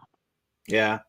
It was you had Jerry Springer, and then you had this, and you had that. And I mean, some of that was entertaining, but it wasn't very high value TV. And it's like, man, I have YouTubers that make way better stuff than any of that. Old school Jerry Springer. That was must watch TV for me. I was like, what's gonna happen next? What was the security guy's name? Was it Joe or something like that? Or Yeah, I don't remember. like, who's he gonna have to split up today? Yeah. I watched it too. It was a thing in college. We would all get into the commons, during Jerry Springer hour and Jerry. Yeah. We'd all chant and do the thing. It's good social time, but I think there's better things you could be doing too, Oh, right? for sure. You argued he should get his job back like 15 minutes ago. Yes, I did. Oh yeah, Court TV is still very, very popular. See, I didn't know. I don't have cable. I don't have any of that stuff, and I don't watch court stuff. So that's why I asked. Yeah, I guess I could see people still watching it. I know the Johnny Depp trial was a big one. People watch that for the that was 20 days or whatever that was. But that was just streamed on like a bunch of YouTube channels and stuff like that too. You didn't really need Court TV. Maybe it wasn't on Court. It was on Court TV. I don't know. Well, Lofi Joseph, Court TV is definitely a thing. My grandfather has it on 24/7 at his house. Yeah. There you go. Yeah, there's in those elderly households, it's like Fox News all day, or CNN all day, or Court TV all day, or the Game Show Network all day, or oh, my grandma used to have Game Show Network on. Anytime I stopped over, yeah. It's like they find one or two channels and then boom, that's 24 hours a day of what they watch. with my mom, I can always count on every evening. It's Wheel of Fortune and Jeopardy on. Right. Yeah, Jeopardy's still around. Yeah, I know some people who every day they do their Jeopardy. It's good brain exercise, I suppose, but yeah. My new thing is Wordament.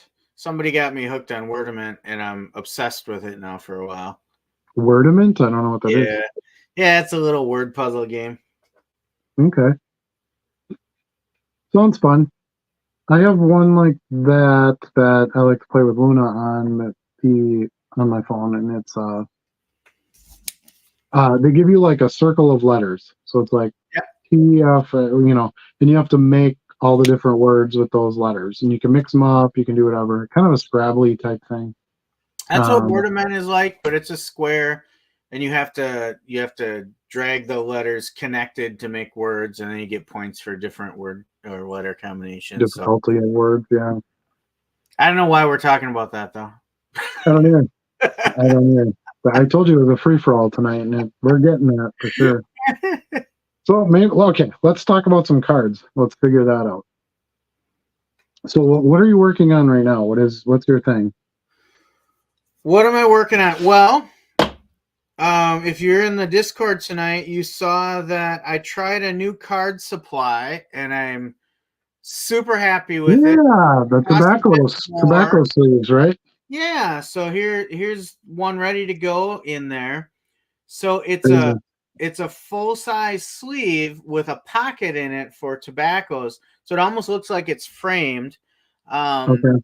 So yes, it costs more than a penny sleeve. Okay, let me get that out in the open right away. And I'm going to tell you. So like how many more than a penny? I don't know. Because I'd have to look at my sales receipt again. But let me see what the packs were. The packs are only 25 sleeves. Okay. And I feel like I paid. I feel like I paid like $1 or $2 somewhere in there for the 25. So I mean it's considerably more. Yeah. But considering that I'll send out 10 or 15 standard size cards to one mini, right?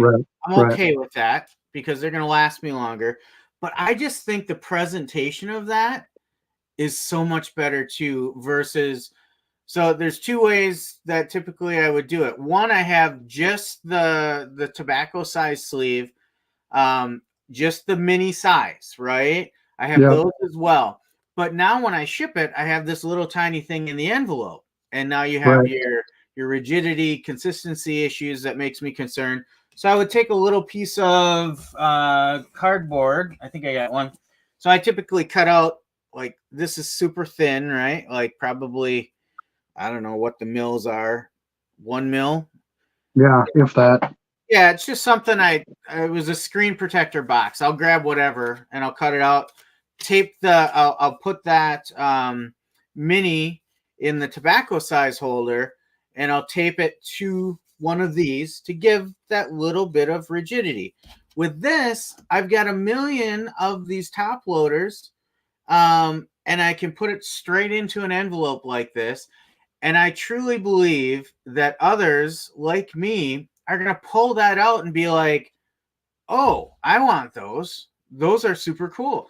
Because when I shop minis and when you price minis, you typically find that the framed variations are worth a lot more too. And this kind of gives you that appearance of Sure. that frame. Yeah, I think they look awesome. In fact, I think, so do you just put that in a regular top load then? Yes. This is a regular top loader. And it's just a pocket in there. So if I take an empty one out, you can kind of see the lines of the pocket. Let me flip this way. So there's the bottom and the sides, and it just slides in right into that pocket. Interesting. Yeah. And where did you pick those up at? These are from BCW Direct. Okay. Yeah.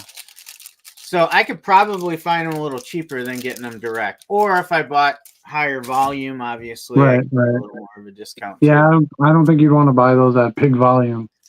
No, I think I bought 5 packs of them to start with. So does all minis fit in it?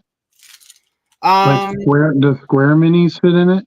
Those 3/4 ones? No. These are the tobacco size. Okay. Yep. There fits up to 1 7/16 by 2 5/8. Yeah, so it has to be longer than it is wide. Right. Okay. So like the Sport Kings one, I'm sure I got one here relatively close. Like Sport. Well, that's a full size Sport King. That's not one of the minis.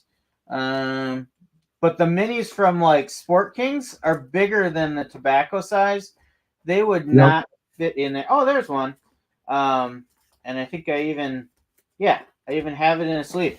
So here's one of the Sport King minis. We got Efren Reyes there, and that's a full size top loader. So that, think about that with a tobacco size card. Now you get this tiny little card floating around in there. Sure. Or you can get the tobacco size top loaders too, which I've tried that as well.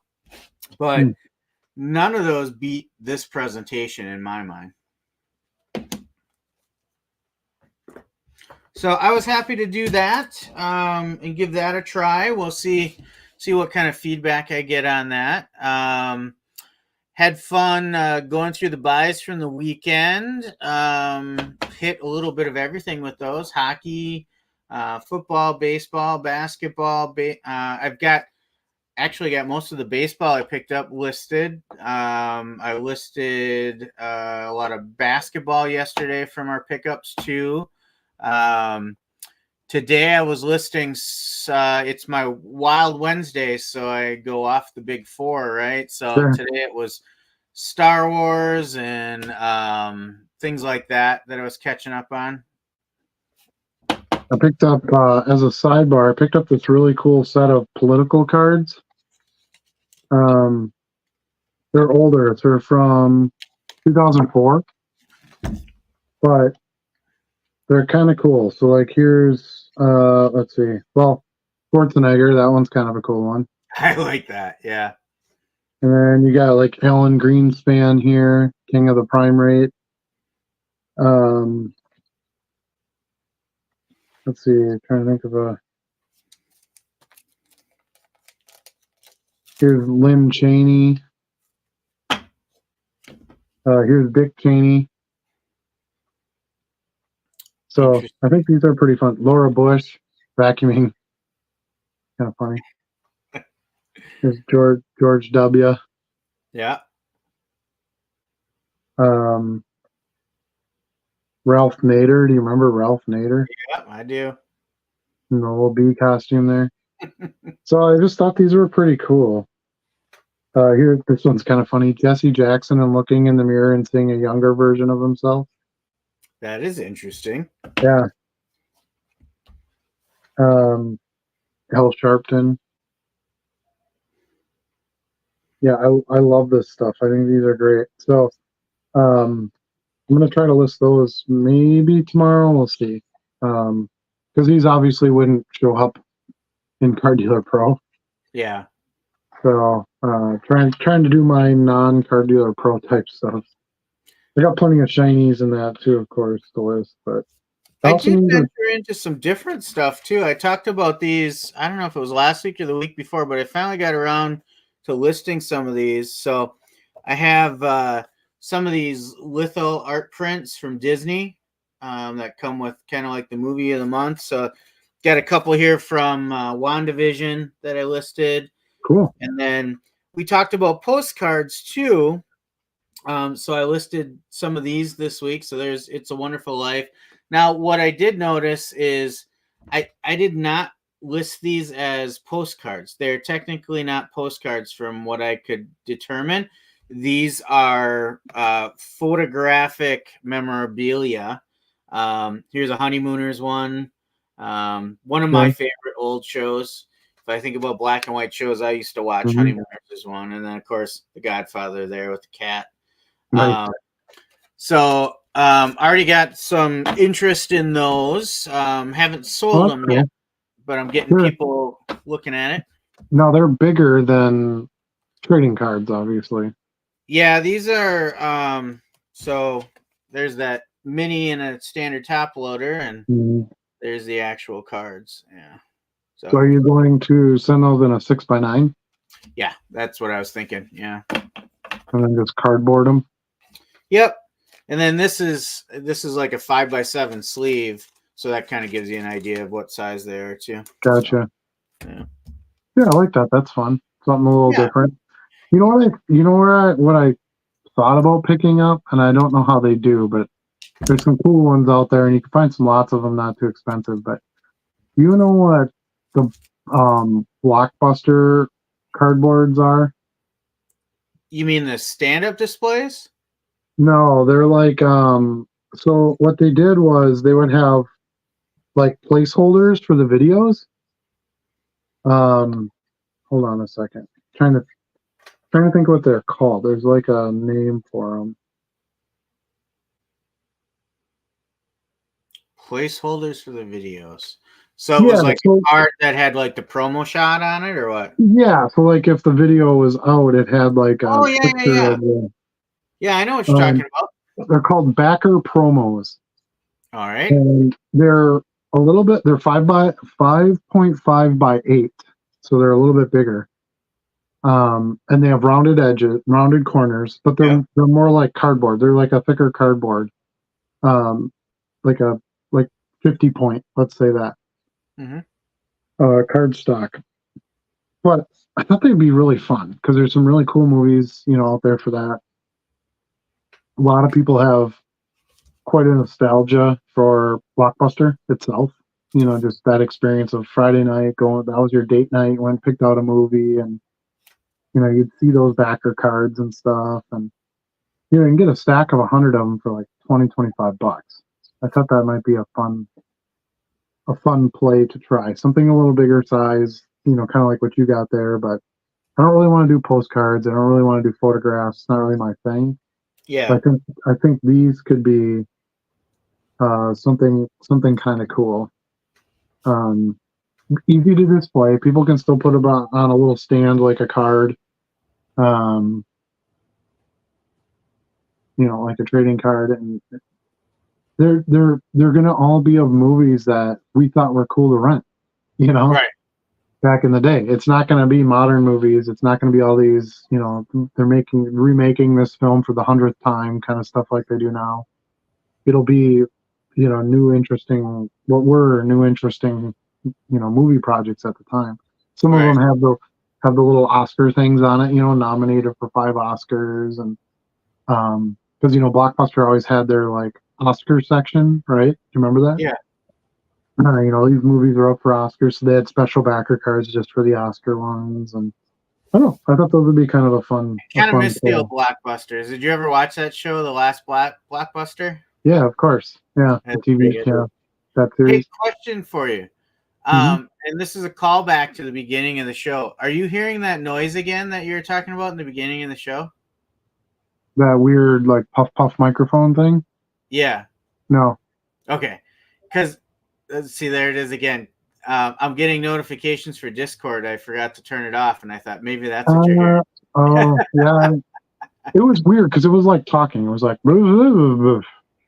that's what it sounded like to me. Like somebody just saying something like that. Like, what was that? It's just the demons. Who's in there? I guess. Yeah. Maybe it was my stomach talking. I don't know. But there were all these great like underground 80s movies and stuff like that Blockbuster had cards for. So I think they could be really, really super fun, especially like I said, at that cheap price. If you can get a couple of cool movies out, like a Matrix one would be really cool, and that would be kind of neat. Yeah. So, yeah, I think I might try when I've got a little downtime and I'm not as card backed up. Try a little stack of those and see how they do. And if nothing else, I have a little movie theater in my house. They'd be fun to just put up on display or frame. Right. I could just keep them and do something with them if I wanted to. Because 5x5x8 is like perfect. You can fit that in a 6x9, right? Yeah. Like exactly. They're that little bit thicker cardboard, so they should, ship pretty well. You could still ship it for a 1 ounce or at max 2 ounce. Yeah. They could sell, ship them pretty cheap, and yeah, I think they'd be fun and something different. And there's tons of them out there because they must have, when all the Blockbusters are going out of business, somebody's like, I gotta buy all these backer cards out of, because some of those stores, they might have had the bigger Blockbusters, they might have had like 15, 20 backers, right? Because it would have been like each spot, would have had that on there. So, like, I'm just looking at a little lot here. Here's the Big Freeze with Ducky, remember from Land Before Time? Yep. Gangster Squad, Can't Hardly Wait. Tommy Boy. Oh, Tommy Boy. Yeah, it's kind of hard to see some of these, but Home Alone 3, Happy Feet, Hump Day, Cloudy with a Chance of Meatballs, Fred Claus. Because then you have all the Christmas ones, and you've got, I don't know. I kind of stumbled upon those when I was looking for non-sport card lots. Sure, yeah. And I'm like, what the heck are these? And I'm like, dude, because I love movie promo cards, and a lot of times they are like the poster shot, Yeah. They're like, but those aren't trading cards, and I'm like, oh, those are too big, and blah blah blah. And I just kind of waved past it because it's not what I do. And then I've been thinking about it more and more, and I'm like, you know what? It'd be fun to give those a shot and see if I can do something with them. Just to diversify a little bit. I don't think I would, buy like a stack of like 1,000 of them or anything, but a stack of 25 or 30 or something like that for, $10 or something, I think that'd be worth a shot. Yeah, something different. And I can't imagine they're that expensive either. Like, No, most of like there's a lot I'm looking at right now. It's 75 of them for $30 with free shipping. Yeah. So you're looking at that's a little less than 50 cents a piece. Yeah. So if I listen them at $3-4 a piece, by the time you lose a dollar in your expenses, shipping and whatnot, you can still come out with a couple of bucks out of it. Yeah.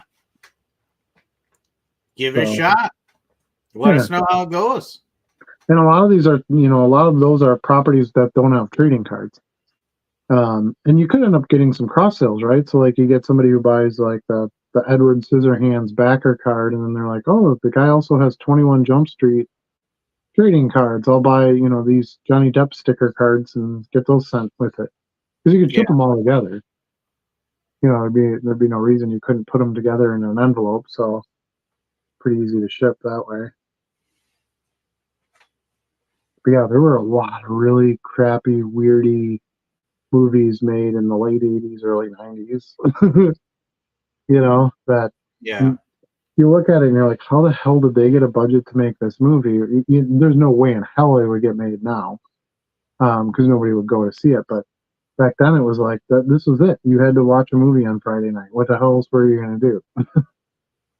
You didn't have the streaming. You didn't have all, and rental was so huge for that part of it, because you didn't have to spend $20. You could spend $2, and watch the thing and bring it back. So I actually remember renting VCRs at one point in my life. Yeah, I remember that I did that with video game systems.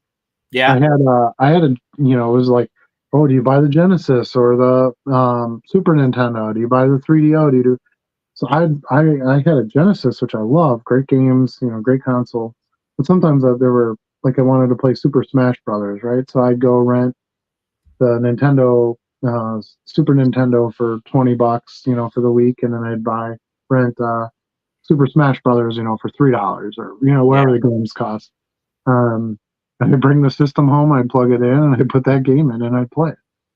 So it was pretty cool, because there's no way my parents would get me Genesis and Super Nintendo.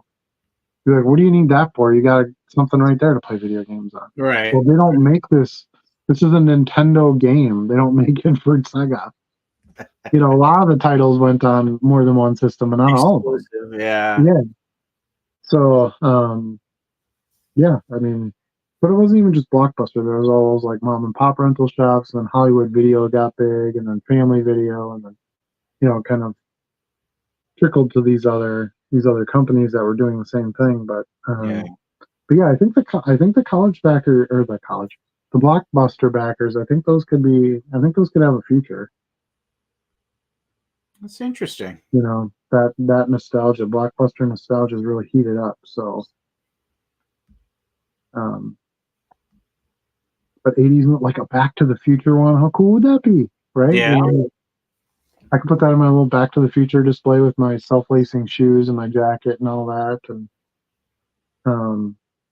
yeah, I dig them. So I think I'm gonna pretty much talk myself into it at this point. Sounds like it. What do you guys think? You guys in the chat, like, you're watching us. Sometimes I forget that there's other people watching us, and I'm in this weird conversation. What do you guys think? Do you think those would be worth a shot? Has anybody else tried them? I'd be interested to hear. If you don't know what the heck I'm talking about, that's good too, because maybe it's something that nobody else has really tried yet. So I'm willing to be the first. Sounds like Max has got some feedback on it. Does he? Yeah. Let's see. 1019. There you go. I've sold a bunch of the VidPro cards that were used for video games in, like, Toys R Us, but they weren't PWE eligible. That's a good point. I didn't actually look at that to see if they would be PWE eligible. I'd have to I don't even know what category you'd sell these in, like movie memorabilia, movie promo. That's kind of what I did with these cards. They're not in trading cards. They're in memorabilia, like movie promotional photos or something like that. And are those PWE eligible? I didn't look, to be honest with you. Ooh, so yeah, you might get smoked on that. Yeah.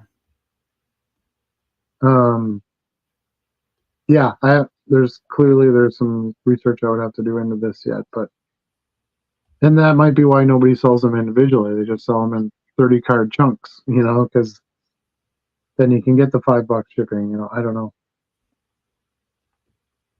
Yeah, it looks like almost all of them have some sort of shipping amount to them. The individual ones, anyway. So yeah, but maybe that's something that could get to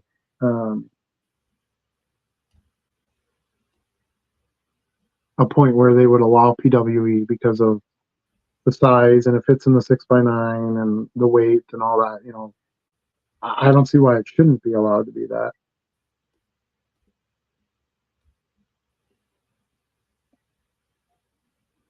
Yeah, side project.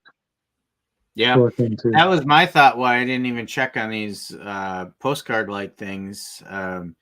You know, they fit all the requirements of everything else we ship. It didn't stop me from selecting. Yeah, then you should be okay. I think if you're listed in postcards, because I believe postcards are PWE eligible. So if they list somewhere in there, you should be okay. I'm trying to see how these are listed. Like what category? Okay, these are listed under collectibles and art, advertising, merchandise and memorabilia, store display. That's the whole breakdown. So yeah, I'm guessing they're not under that category. They would not be PWE eligible, which would be too bad because that would be super fun. Blockbuster stuff is widely collectible. I'm sure they are out there already. Agreed. Vid Pros were too expensive. Most are $25 to $30 plus.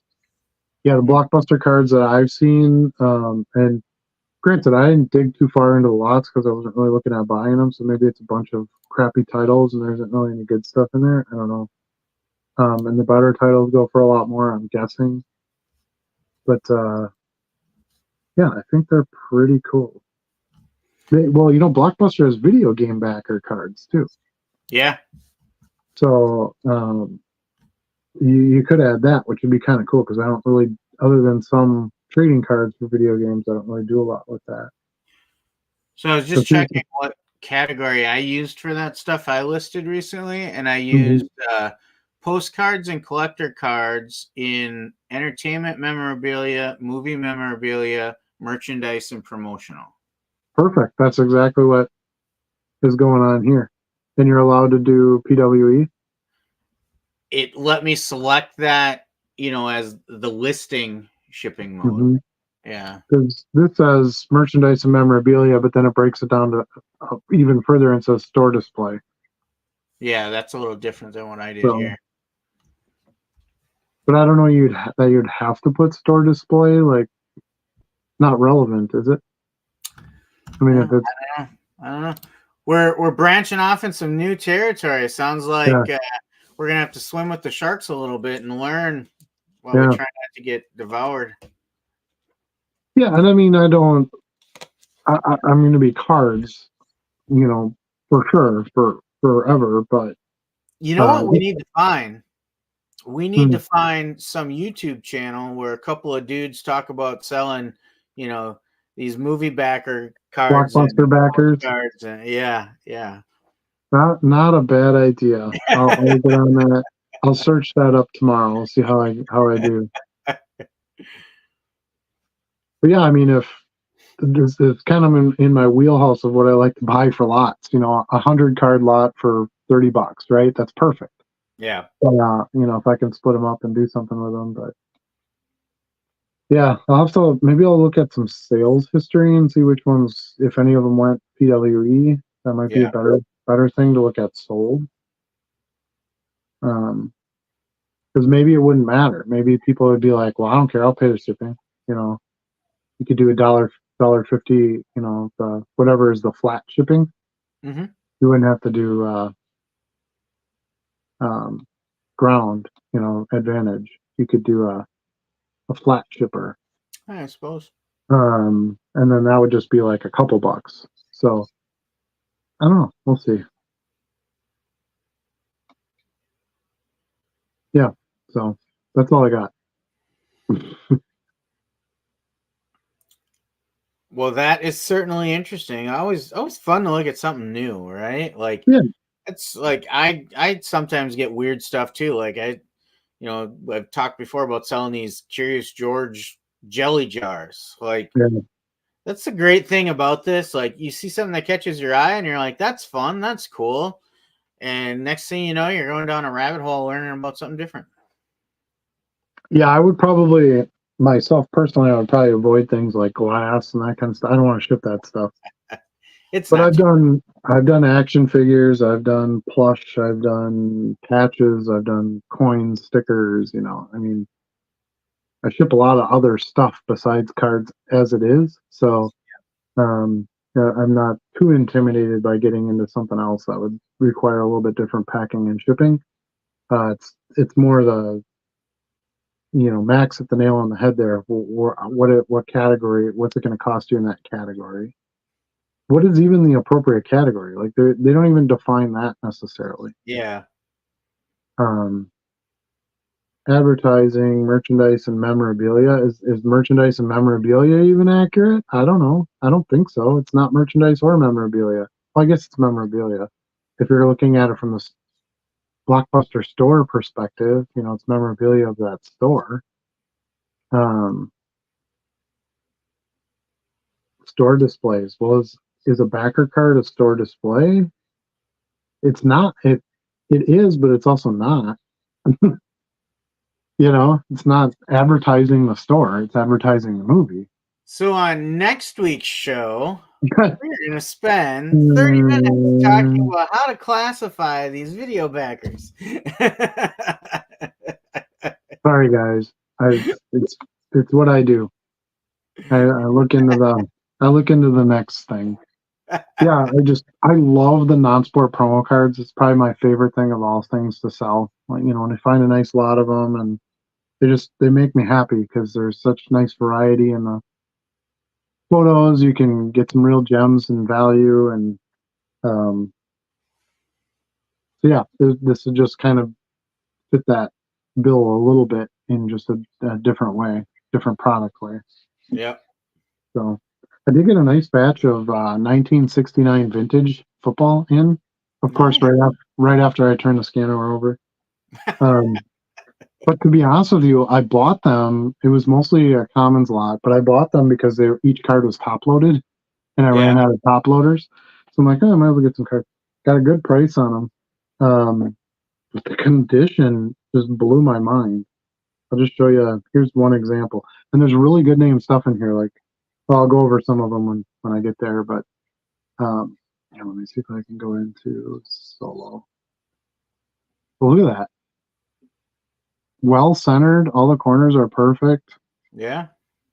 As best you can see on my crappy camera here.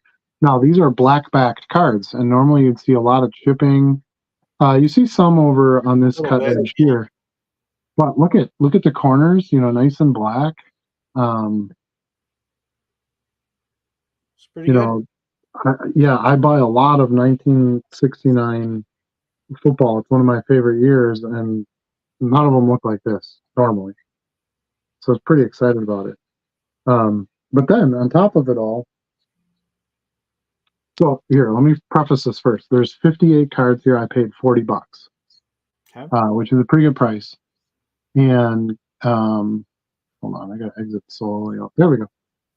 And condition wise, you can get more money if they're in better condition. But I wanted the top loads too, so I had extra value there. But I'll give you a couple of the names here that I think most of you will recall. There's definitely some common stuff in here too, but here's Sonny Jurgensen. Mm-hmm. Remember Sonny? Nice shape. Again, the black back, not a lot of white on there. Yep. Really nice looking cards. Jim Hart, another quarterback for the Cardinals. Norm Snead. Remember Norm Snead? Quarterback for the Jets, or the Eagles, excuse me. Tommy Nobis from the Falcons. Don Meredith. Remember Don Meredith? Don Meredith, yeah. There's Chuck Howley, Hall of Famer for the Cowboys. Bobby Mitchell. Fran Tarkenton. Yeah. Leroy Kelly. Lots of Hall of Famers and stuff. Here's Bob Hayes, Hall of Famer.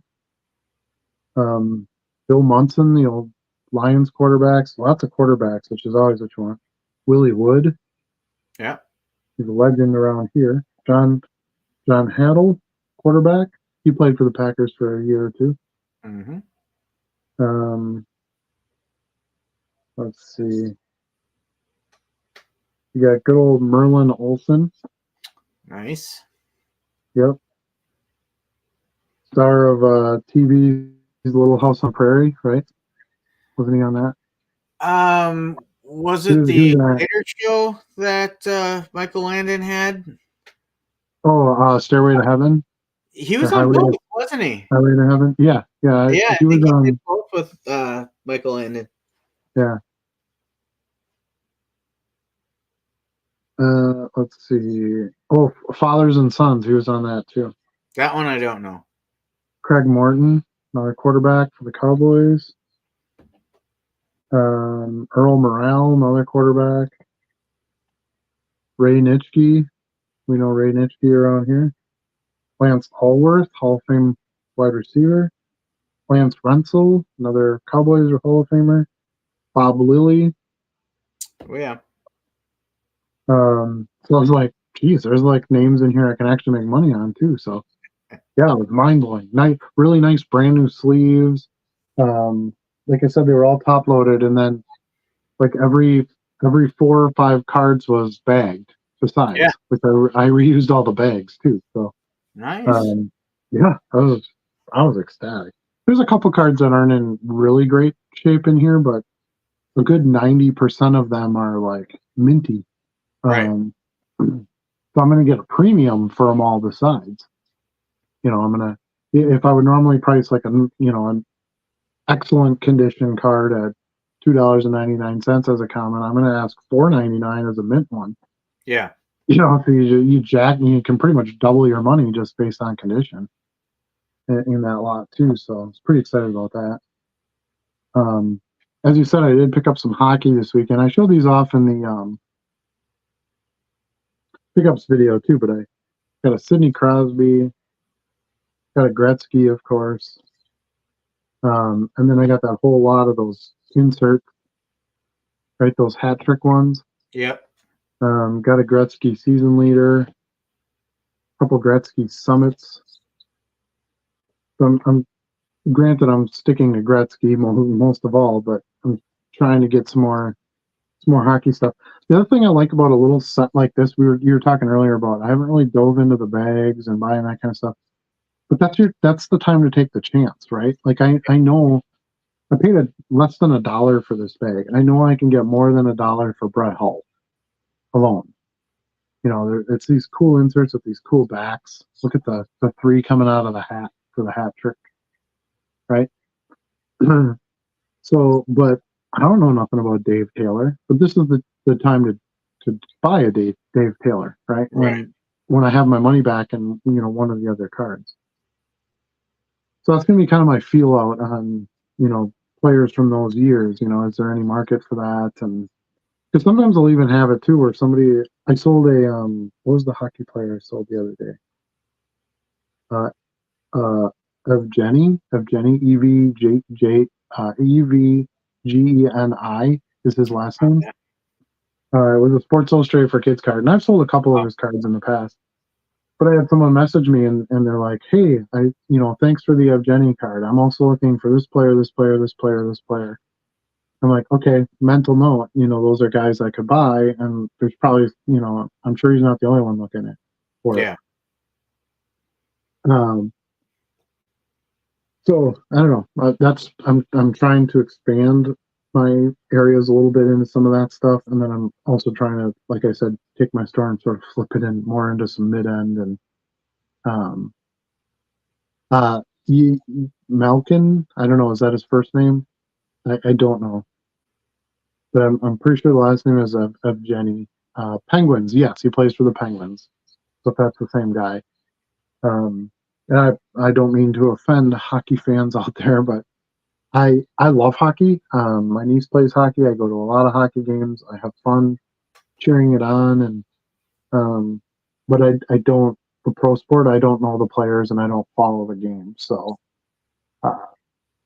it's not quite as hard to follow as soccer, as far as like the different leagues and the different players and some of the tough spellings of names.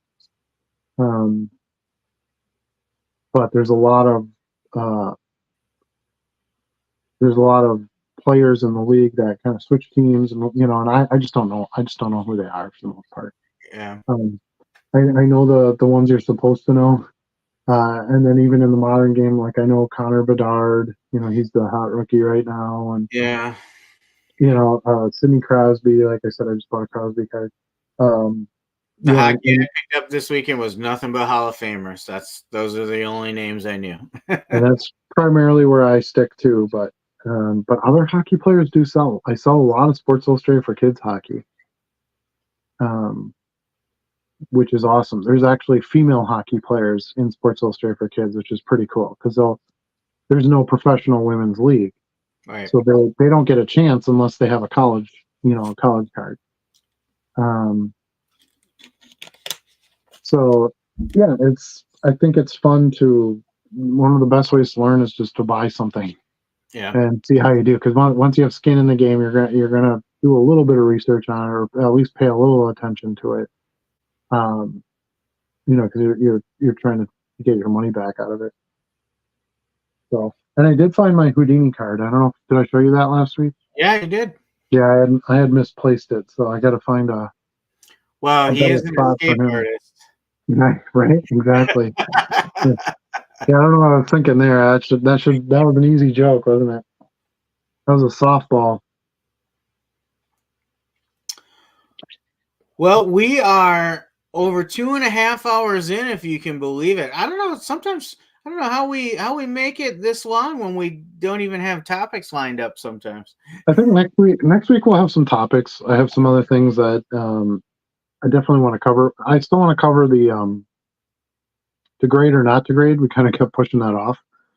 So that's going to be on my list for next week. Next week I'm going to have a little bit more time. In theory, I have to think about for my early schedule. Yeah, next week I really don't have anything. So later in the week, as you don't get woke up at 3 a.m. Well, there's no guarantee there.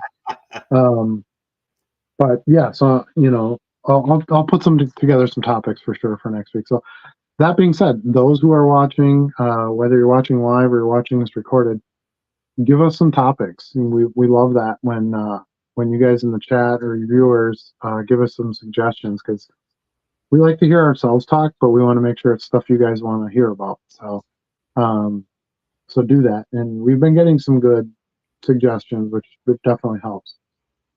Sometimes I feel like, I covered that really well, I don't need to go over that. And then I'll get a comment like, could you talk about this? Could you talk about this? Could you talk about this? And I'm like, well, I thought I did all that, but they weren't on that one, Adam.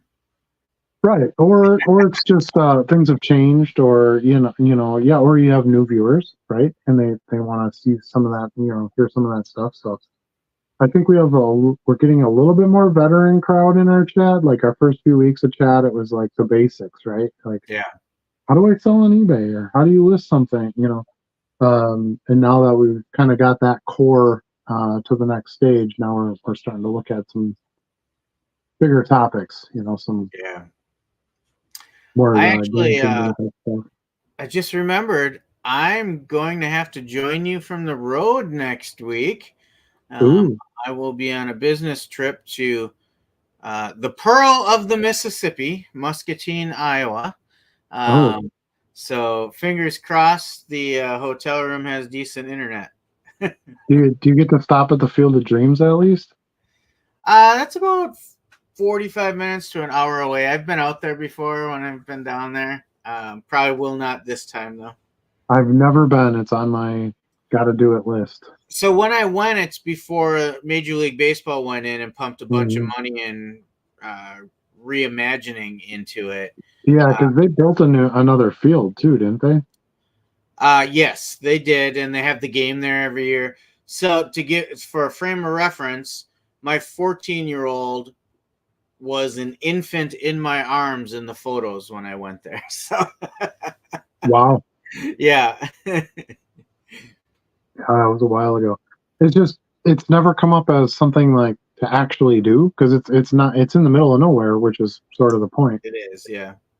but I'm never like, oh, I'll be out that way, you know.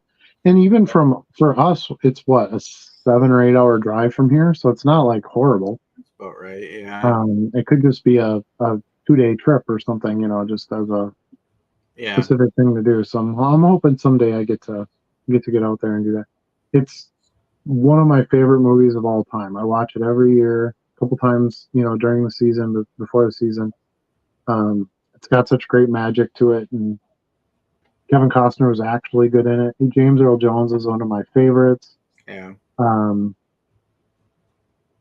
What's his name playing Shoeless Joe Jackson's pretty funny. Ray Liotta. Ray Liotta, because I still think of him as a gangster. Yeah. And then like you see him standing on that field by himself in that baseball uniform. You know, he has that look, and I'm like, yeah. Is he gonna play baseball or kill him? You know, exactly. And he still does the Ray Liotta laugh, you know, like you know, none of us could stand him when he was alive, so we told him to stick it. Yeah. You know, Ray Liotta was just he was one in a million, you know, gone too soon, unfortunately. But yeah, that movie is gonna stand forever. It's that good. The music was good, casting was good, you know. Yeah, so I'd love to get out there because I believe the house was basically converted into a museum, right? Pretty much, yeah. And they have their little trinkets, and then they have the casted teams, right? Like that wear the 1909 uniforms and they actually like play a mini game out on the field. And yeah, that it's not. When I went, it was kind of sporadic. They would have them do that. It wasn't a regular thing like you could go 5 times a week and see it. Right. So I haven't gotten to see a game there, but I'd like to see that sometime. And I don't really want to go for a professional game. I really would like to just go and watch the reenactors. You know, I've done that with Heritage Hill here. I've been to the Civil War reenactments and, you know, some of that stuff. I don't want to do them, but I think it's kind of fun to experience it. Yeah. And just transfer yourself in time a little bit is kind of cool. So I would like to, when I go, I would like for it to be at a time when I could see something like that too. Yeah. Actually, makes me think of one of my favorite cards. Stadium Club has a Yoan Moncada White Sox card of him in the corn, right? On the Field of Dreams field, yeah. Yeah, there's a bunch of the guys like walking out of the corn or poking their head out of the corn, and because it was White Sox and who last year? I don't remember. White Sox and I don't remember. And then the first year was Yankees and can't remember who the NL, because it's always an AL and an NL team, right? It's an interleague game. Were the Reds one of the teams one year? It might have been. Might have been. I mean, cool event. I like that they do it. Yeah, I agree. I mean, them building a whole major league size field there, I'm not a giant fan of that, but I get it. I get it. And it's not like right next to the other one. Like it's kind of got its own space, and there's still the corn there. Yeah. You can still go to the museum and take the photos and walk in the corn and, you know, and do all the things, and it's fine. But yeah, I have no interest in like getting tickets to it. And the park is really small, right? Like, and the seating is really small. They only have like 4,000 seats or something like that. So tickets are like $3,000, you know. Yeah. To sit there and like, you know, I don't have any interest in any of that. But even if the Cubs play, I wouldn't want to pony up to go there just for that. I would rather go see the actual Field of Dreams stuff and have that experience. But all right. Well, I think that's going to do it for us this week. We appreciate everybody being active in the chat. Thanks for taking us down our rabbit goat holes and or going down our rabbit goat holes. We had quite a bit of interesting conversation this week. Don't forget, every Wednesday, 8:00 Central Standard Time, we do this live show. Hopefully you can join us live. That makes the experience a little more fun. If you're watching this recorded, that's great too. We'll always continue to post them afterwards so you can enjoy it at your leisure. Don't forget to join our Discord. It's the Dollar Box on Discord. I do have a code. Check this out, Charlie. Look what I did. Hold on. I got to remember where I put it. Uh-oh. Oh, it's under the banners. Hold on.